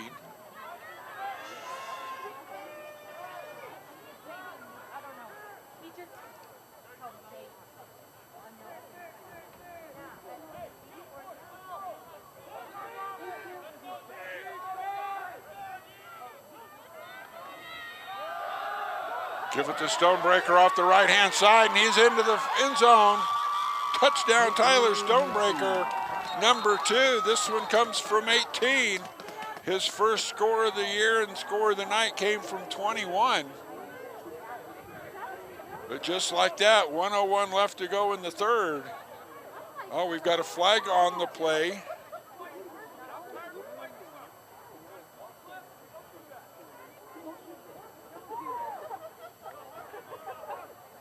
Flag at the 16-yard line. We'll see if this is coming back.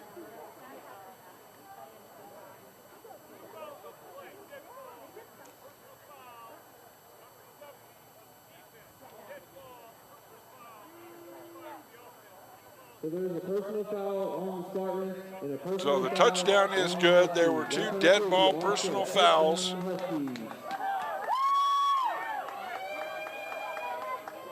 I believe they got Jack Schultz for the Huskies, and for the Spartans, I don't see the number on the Spartans. Number 70 was the guilty Spartan. Mantelli on for the extra point. And it is up and good.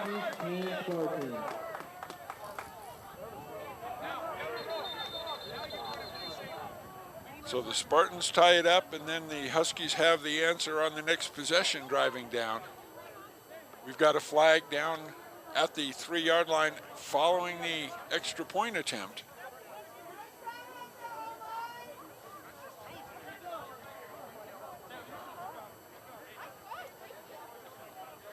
Offsetting. Unsportsmanlike conduct on the Huskies. Unsportsmanlike conduct on Douglas County. So the officials coming over to explain the situation.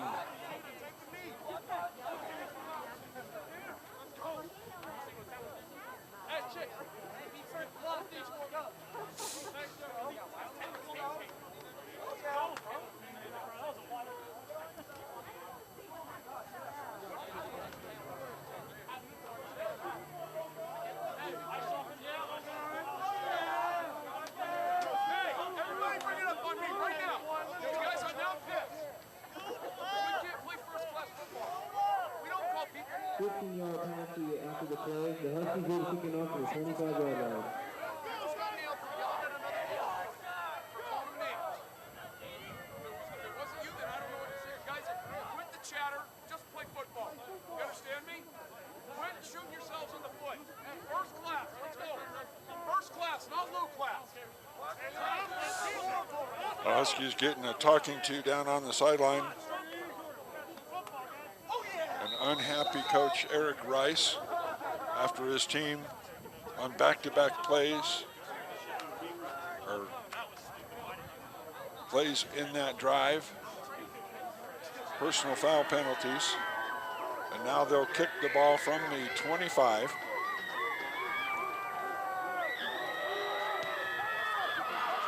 Mantelli gets it into the air, and it will skip out of bounds.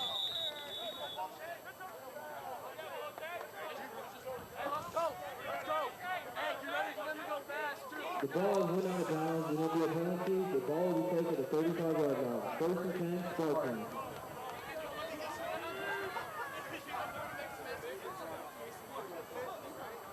Let's see if the Spartans make them kick it again here.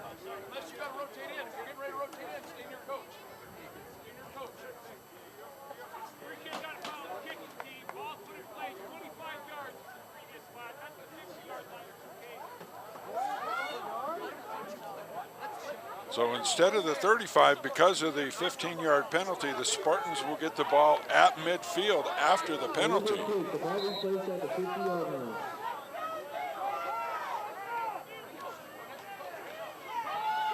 Hand it to Mercer. He spins out of a tackle, but the rest of the Huskies get there to shut that one down in a hurry.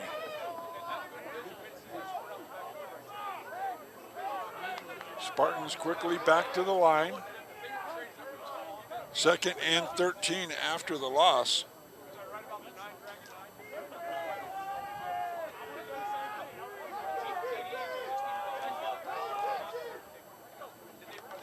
Becker in the gun, running the read option. Becker, big hole before he's flung down. Pick up of 8 all the way to the 45.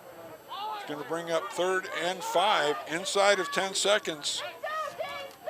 Spartans have got to hurry to get it off before the end of the quarter. And they just do. Throw it out to Unberhagen. And he'll be lucky to spin his way back to the first down. Keon Johnston for the Huskies. And that is the end of the 3rd quarter here at Gary Berry Stadium, with Douglas County holding a 17-10 lead over the Doherty Spartans. The COVID era has provided many challenges for traditional education. However, challenges provide an opportunity for our students, families, staff, and community members to grow and strengthen our district. Be part of a community conversation on November 19th on the district's Facebook page as we present Beyond the Mask, a trust building and listening tour. On November 19th from Coronado High School, listen to panelists, answer questions covering the topic moving the district forward during the pandemic. Please visit www.d11.org to see a list of all events, times, and to complete a questionnaire form before each event. We hope you will join us.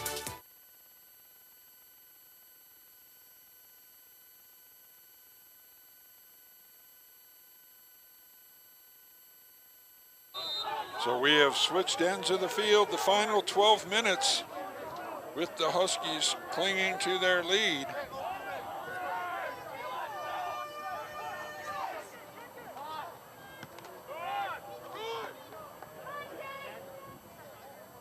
Punt is going to land out of bounds inside the 10-yard line on 4th and 4. Actually, they'll spot it at the 11.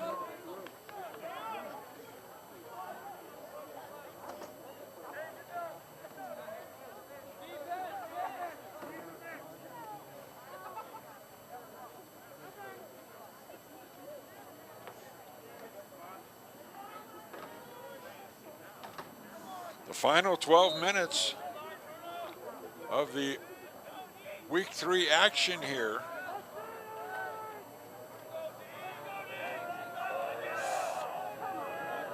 Jackson with Stonebreaker in the eye.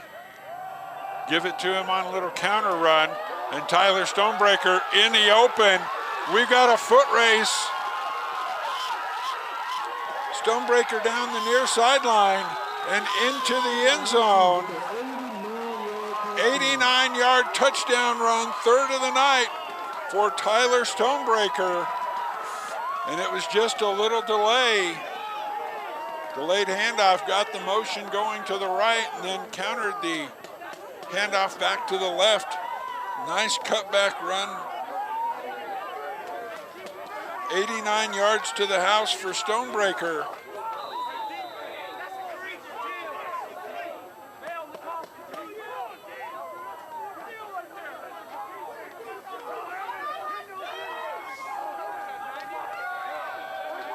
Mantelli on for the extra point.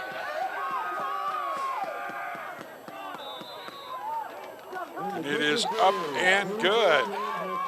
So 11:36 left to go in the game. And now the Spartans find themselves down by 14 when they had fought back so hard to open the third quarter. Well, at 4:36. 4:26 of the third quarter, fighting back to tie the game. And just like that, 4.5 minutes later, they find themselves back down by 2 touchdowns.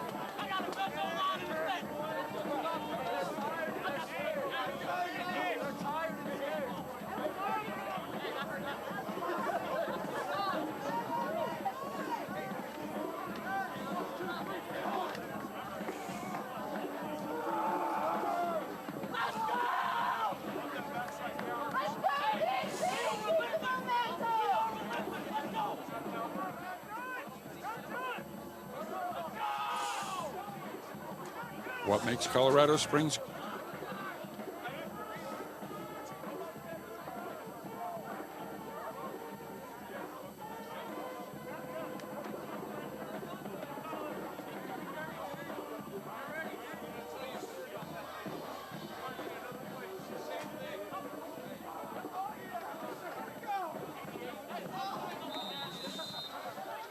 We had a number change for Discovery Canyon. Chase Nelson is 2. I had originally had Keon Johnson is 2, but he is 15.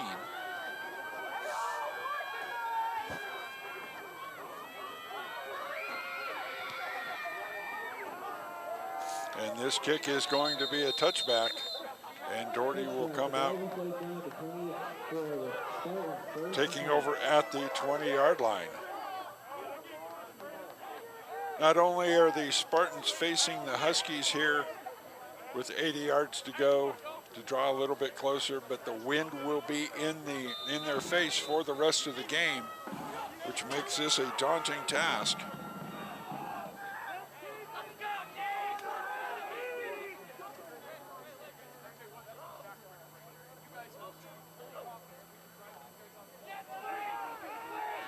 Jet sweep to the far side.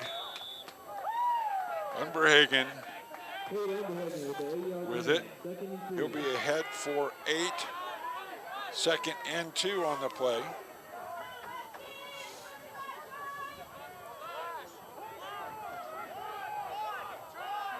Still time to get a quick touchdown if you're Doherty, and then get a turnover or get a stop, saving yourselves. Read option, this is a keeper for Becker. And Becker is going to take a shot, but get out across the 31 to near the 32 for the first down. Clock keeps rolling.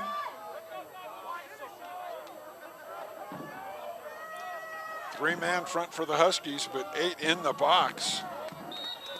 Short gain coming off of the right-hand side for Mercer.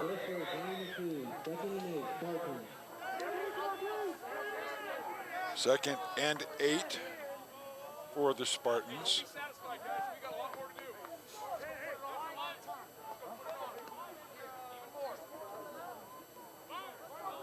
Two receivers left, one to the right. 6 in the box for the Huskies. Thrown out into the flat and complete.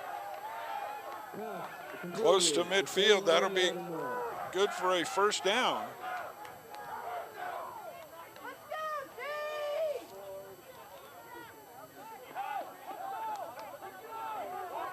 Back to the freshman, it looks like. Latimer with the catch. First down, now a keeper by Becker. And his teammates trying to pull him forward for a couple more. He'll get 2, bring up 2nd and 8.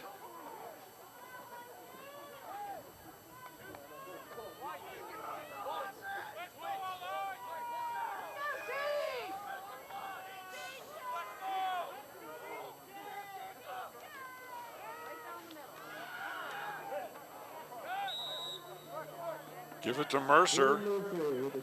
Mercer finds a hole in that 3-man front, gets it ahead for a gain of 4. Will bring up 3rd and 3. Ball at the 45 of Douglas County. Now Case Linden coming out, getting a breather. Jumbo formation, give it to Mercer. Mercer finds a hole.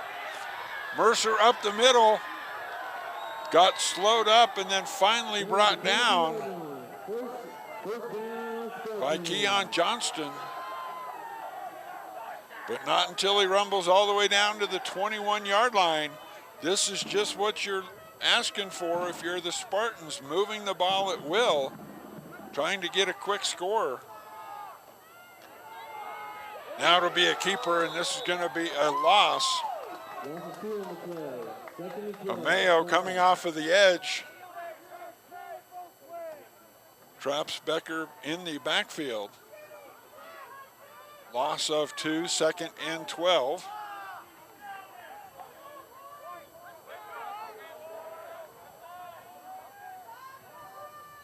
Now 8 in the box. Read option keeper for Becker. He'll be ahead down to the 18-yard line, pick up of 4. Bring up a 3rd and 7, 3rd and 8 situation for the Spartans in the red zone. Nice little march. This drive started about 3.5 minutes ago, but they need to find a way to finish it. Oh, and a great play design, wide open in the corner for the touchdown. All that read option, and the freshman has his first touchdown. Solomon Latimer, just a freshman. And he'll take the pass from 18 yards for the score. But it was all the read option and all the misdirection by the Spartans. Left him wide open down the left side. Johnston would have been in there for the coverage, but a blown coverage for the Huskies, it looked like. Decker on for the important extra point, and it is good. And in 3 minutes and 56 seconds, the Spartans answer and get one of the touchdowns back. It is now 24-17 with 7:42 to go in the fourth quarter. Exciting ball game here at Gary Berry Stadium. Wherever you're watching on YouTube, up and down the Front Range, thank you for the tune-in.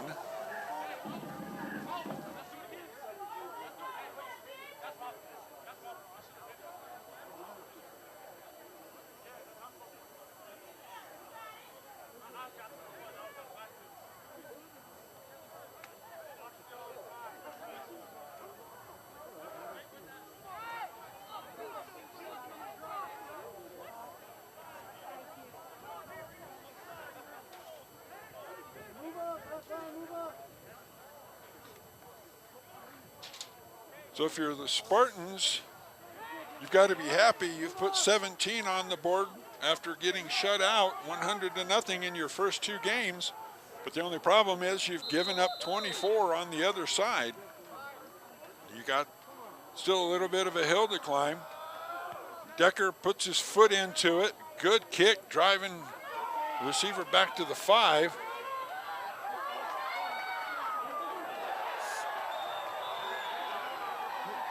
And the big hit down at the 32-yard line. Looks like where the spot will be for Chase Nelson.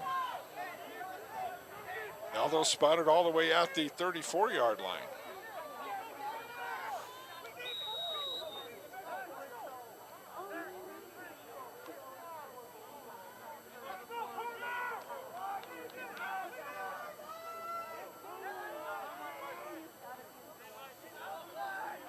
So spread the formation. Will Jackson, 2 left, 2 right.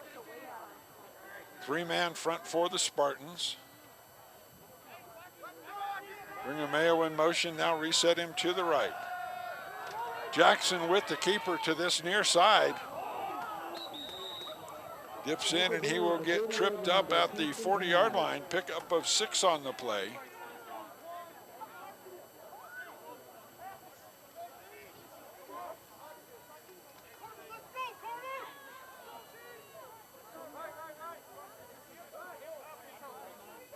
Young on the tackle for the Spartans. 2nd and 4 from the 40. 7 minutes to go.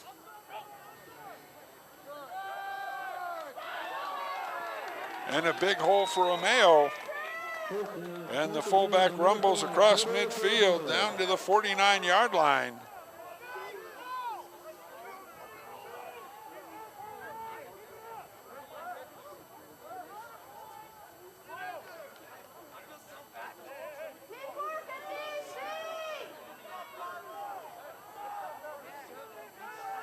Douglas County with a bunch trips formation to the right now. Pitch it to Stonebreaker going that way. Cut off and stood up. This is going to be a loss of 3 on the play.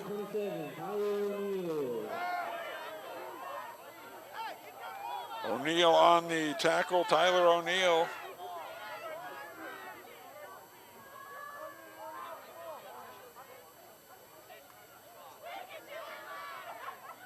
Also Levi Worrell for the Spartans. But inside of 6 minutes, Douglas County trying to take some time off with this 7-point lead. Ameo on a little jet sweep around the right-hand side, catches a block, and he'll get upfield close to the 30-yard line before he's run out of bounds. At the 33 is where they'll spot him. So a gain of 19.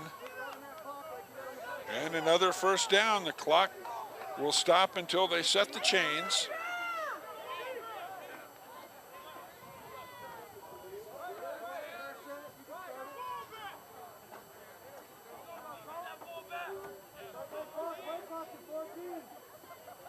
It's getting to the point in the game where the Spartans need to pop loose a turnover if they want to have any time, and we have whistles, delay of game. This is going to back the Huskies up 5. Delay of game, offense. Make it 1st and 15. 5:39 on the clock. Ball at the 38 of the Spartans.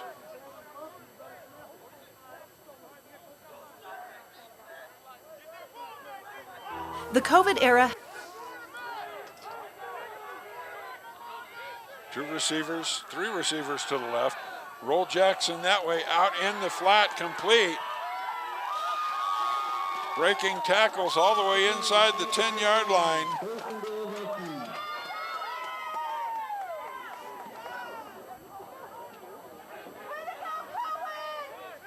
Cohen Johnston with the reception and run. 1st and goal, Huskies in at the 8-yard line.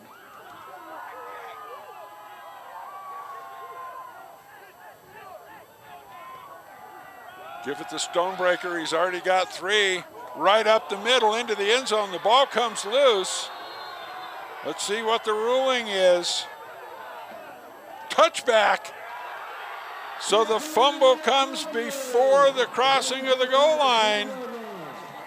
Tyler Stonebreaker puts it on the turf.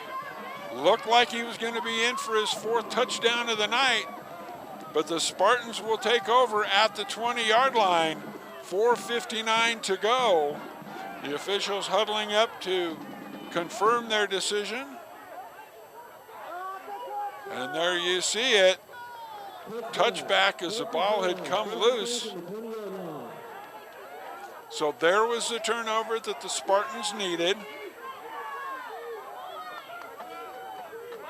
Jackson has put it on the ground twice tonight, lost it once, got it back once. But the big fumble by Stonebreaker, and this is Becker across the 20 out to the 24-yard line. One last chance for the Spartans.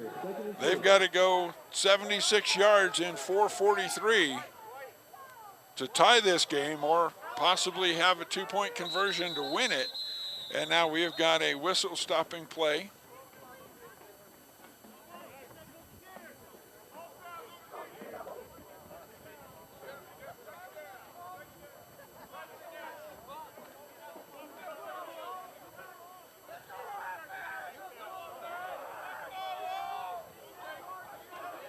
Offside's the call on the Huskies.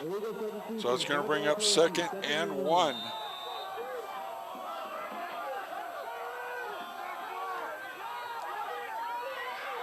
And Becker on a keeper. Rumbles all the way out to the 50-yard line before he's tripped up. Antoine Jackson saving the touchdown from his free safety position, running the read option. Becker really picking it up here in the second half. The blocking has been exceptional for the Spartans, and now they have it. 51 yards, give up. Mercer takes the handoff, but there'll be a late flag on the play.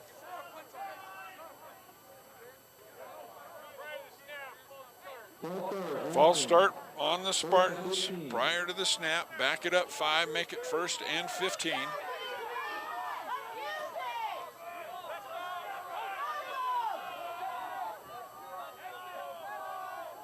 The Huskies getting some fresh legs in on defense.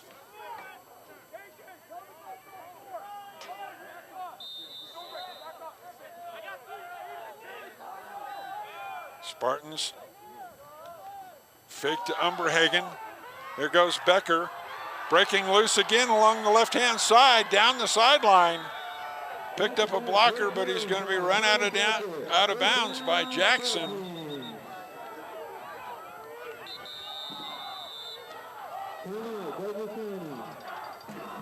Also there was Carter Widmer.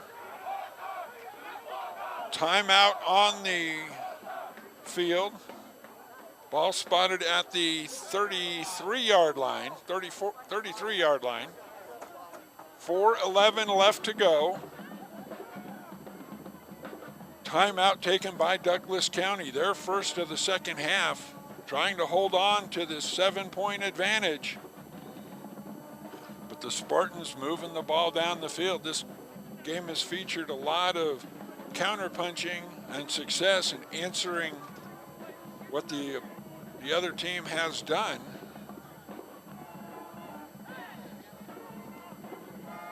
Great high school football game here in the late days of October. We are a week plus from Halloween. First cold weather is moving into the area. Hopefully we'll get some snow to take care of the fires up north that have been raging for the last couple of months in our state. 4:11, 1st and 10, 33-yard line for the Spartans. Give it to Mercer. He's going to kick it outside, have some running room. And here goes Big Mercer running down inside the 10-yard line.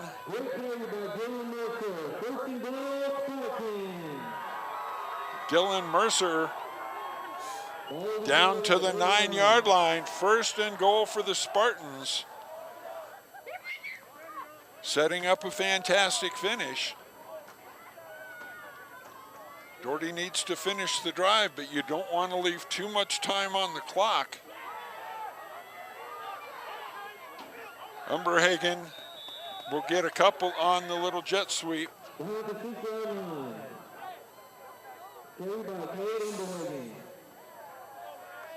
They'll spot the ball at the 6, 2nd and goal.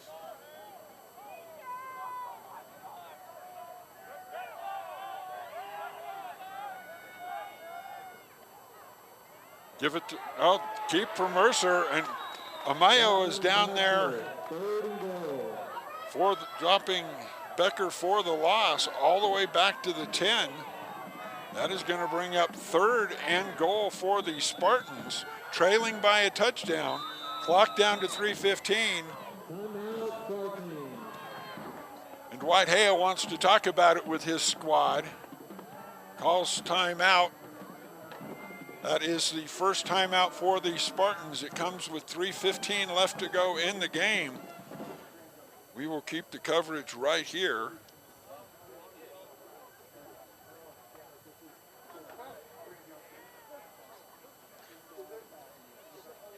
Two timeouts for each of these teams. 3rd and goal from the 9 for the Spartans. 3:15 on the clock. What a great ball game. The Spartans had come back. Becker scored on a 3-yard run to make it 10-10 at 4:26 of the 3rd quarter. Then Stonebreaker regave the Huskies the lead with an 18-yard run at 1:01 left to go in the 3rd. And then Tyler Stonebreaker going 89 yards for a 24-10 advantage at the 11:36 marker. But Becker hit Latimer, the freshman, for an 18-yard touchdown at 7:42 here in the 4th quarter to make it 24-17. And then Stonebreaker fumbles at the goal line going in for his 4th score of the night. It's a touchback, and the Spartans are on the drive. Throw it down into the corner, and this one's going to be over the head of the intended receiver. I think they were throwing for Latimer again.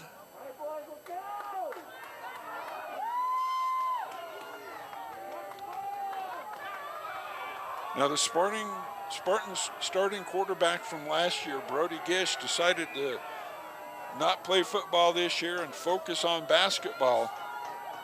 So Caden Becker, the sophomore, has really had to learn the job on the fly. And it really looks like he has settled in nicely tonight. 2 receivers left. Umberhagen in motion, gonna throw that same play into the corner. And there is the pass interference flag. So the Spartans will get a new set of downs with 3:04 to go.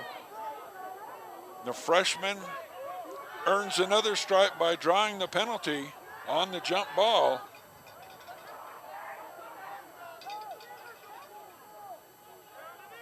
Correction. Ball will be placed down at the 5-yard line for 4th and goal.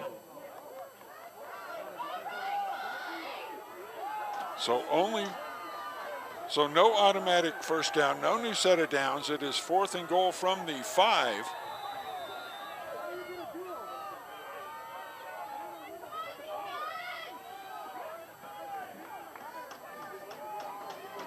Dwight Hale wanting to know a little bit more about the situation.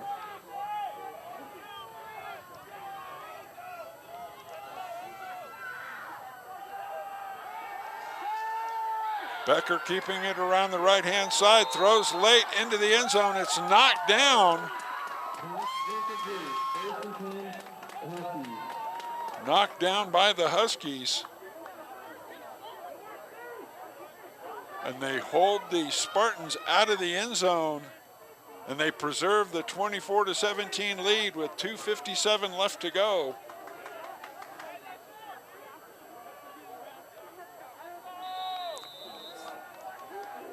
Each team with 2 timeouts left.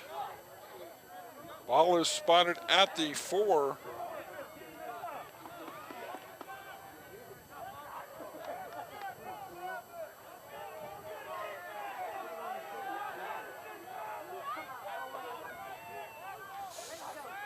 Double tight end formation. Jackson under center. Delay of game again on the Huskies. This will back them up from the 4 to the 2, making this just a little more difficult.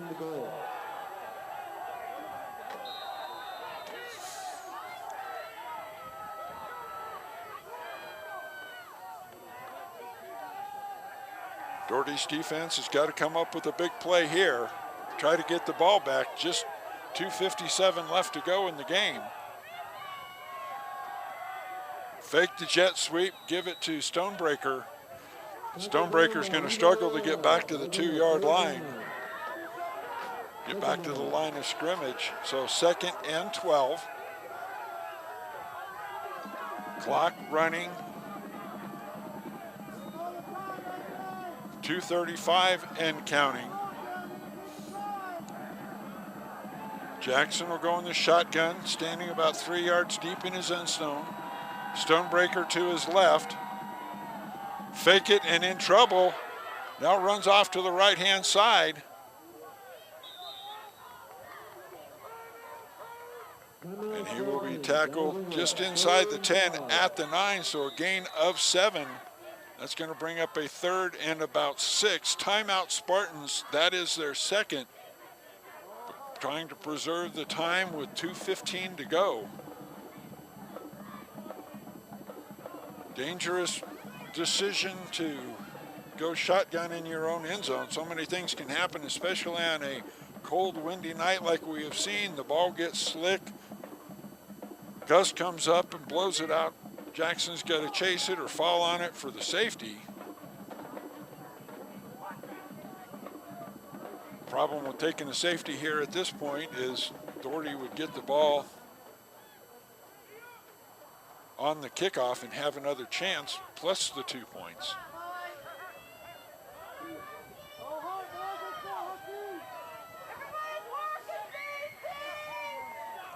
Huskies break the huddle, 2:15 left to go.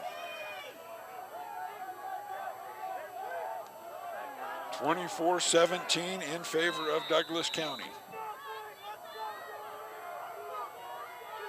Stonebreaker has his heels on the end line, and he'll carry it off to the right, short gain. Loss of 2 on the play. Adding up, 4th and 8. 4th and 7 after the gain of a yard.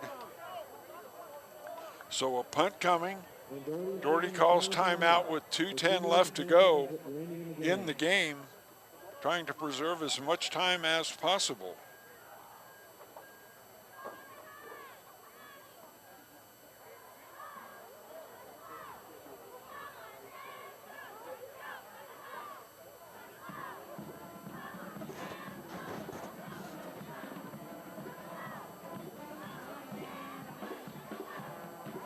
Doherty band on the north end behind the end zone, the Doherty cheerleaders on the south end. And it is cold out here tonight, folks. You can see the cheerleaders in their leggings and their jackets.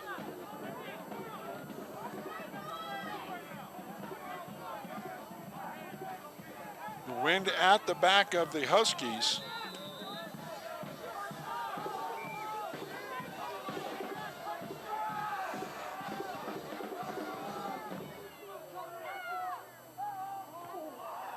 Pressure coming, but the kick is away. Gathered in at the 42. Skirting the left side, ball on the ground. And it looks like the Spartans got back on top of it. Almost disaster. 12-yard return, but almost disaster with the fumble. 1:57 to go on the clock. Spartans need a touchdown. Bunch up the formation and roll Becker out to the right. Now throw it down complete. That is Unberhagen.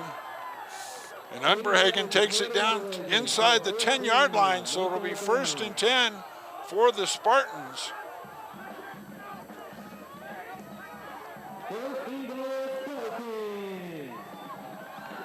They spot the ball just inside the 10, so it is 1st and goal. 1:49 left to go for the Spartans.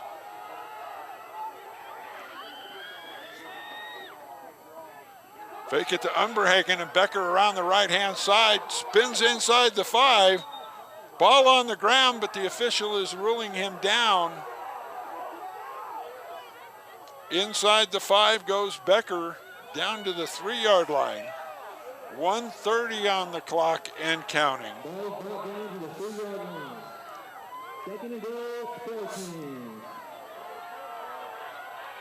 What a game we have seen here tonight.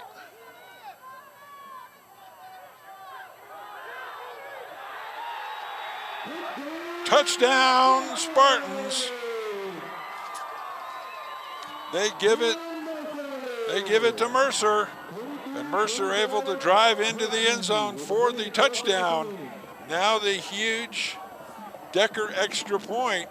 1:12 to go on the clock, 24-23 in favor of the Huskies. And Dwight Hale going for the tie here, it looks like. And he calls Decker back. They're going for the win, it looks like. No timeouts left. Able to hold the Huskies against the end zone, get a good return, start that drive at the 30-yard line.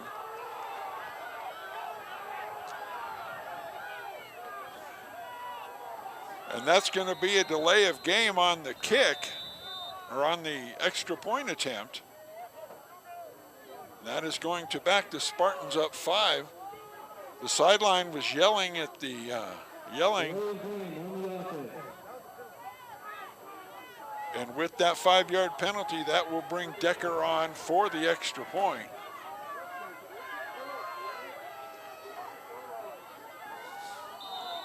Decker for the tie, the senior on.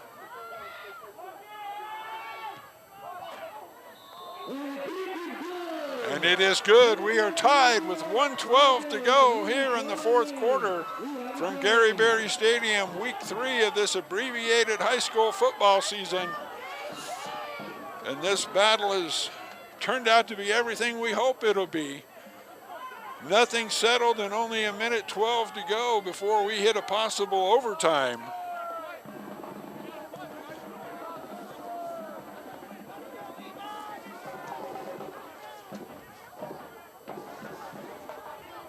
Dylan Mercer with the touchdown. 11:36 of the 4th quarter. Stonebreaker broke that 89-yard touchdown run. Doherty unfazed. Scores twice, and we are not at 24-24. 1:12 on the clock.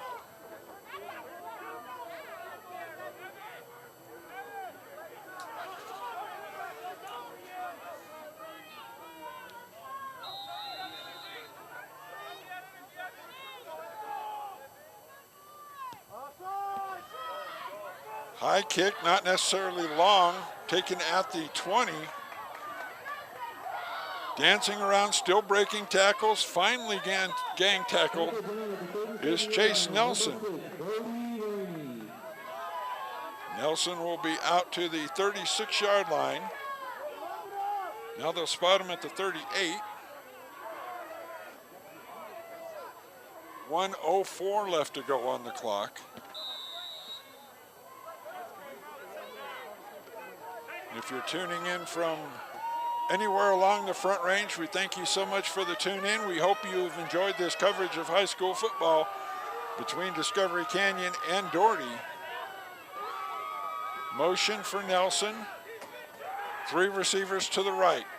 Jackson gives it to Stonebreaker. Stonebreaker dragging Spartans out to midfield.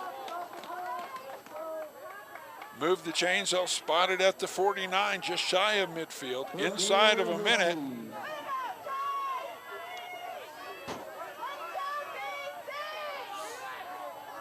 Two receivers to the right. Roll Jackson out that way, throw it out into the flat. It's complete, breaking a tackle, coming back across. Foot race, touchdown Huskies. We do have a flag back at the 30-yard line, and that takes the jubilation off of the Huskies sideline.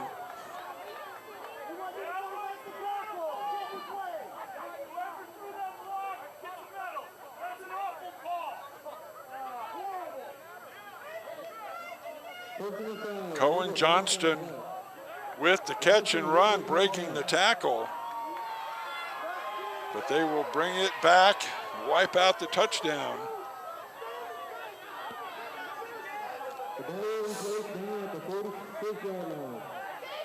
Personal foul on the crackback block for the Huskies. Move the ball to the 46, repeat first down, but the clock down to 35.1 seconds.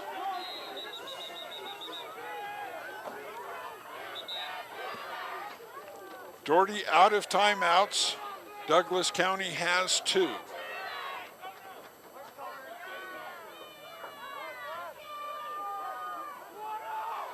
How is this one going to end?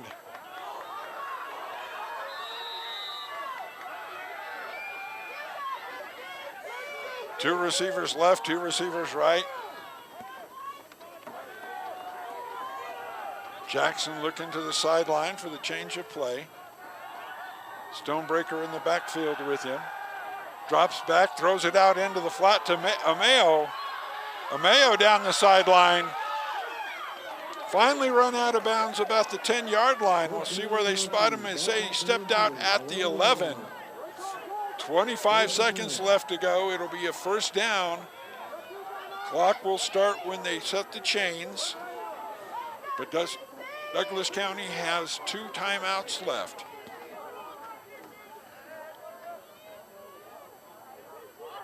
Stonebreaker deep in the eye, Jackson under center. Receiver left, receiver right. Give it off to Ameo, breaking a tackle inside the 10, but only getting about 4 yards. Inside of 15 seconds, Douglas County has 2 timeouts. Don't know why they wouldn't be taking them. Inside of 5 seconds, and now there is the timeout. 3.3 seconds left.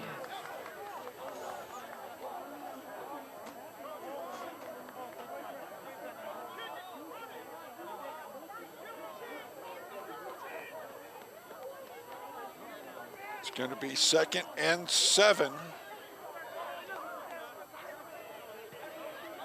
Ball at the 9-yard line.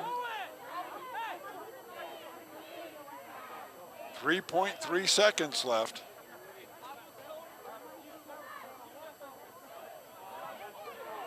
Enough time for one play, or do you kick the field goal here and take the win? If you hit it, the wind is at your back. And Mantelli flexing that leg. Looks like that is going to be the play with 3.3 left. Try to win it on a field goal. Mantelli is hit in this direction from 49 yards out. The spot is the 15. It's a 25-yard attempt for the win.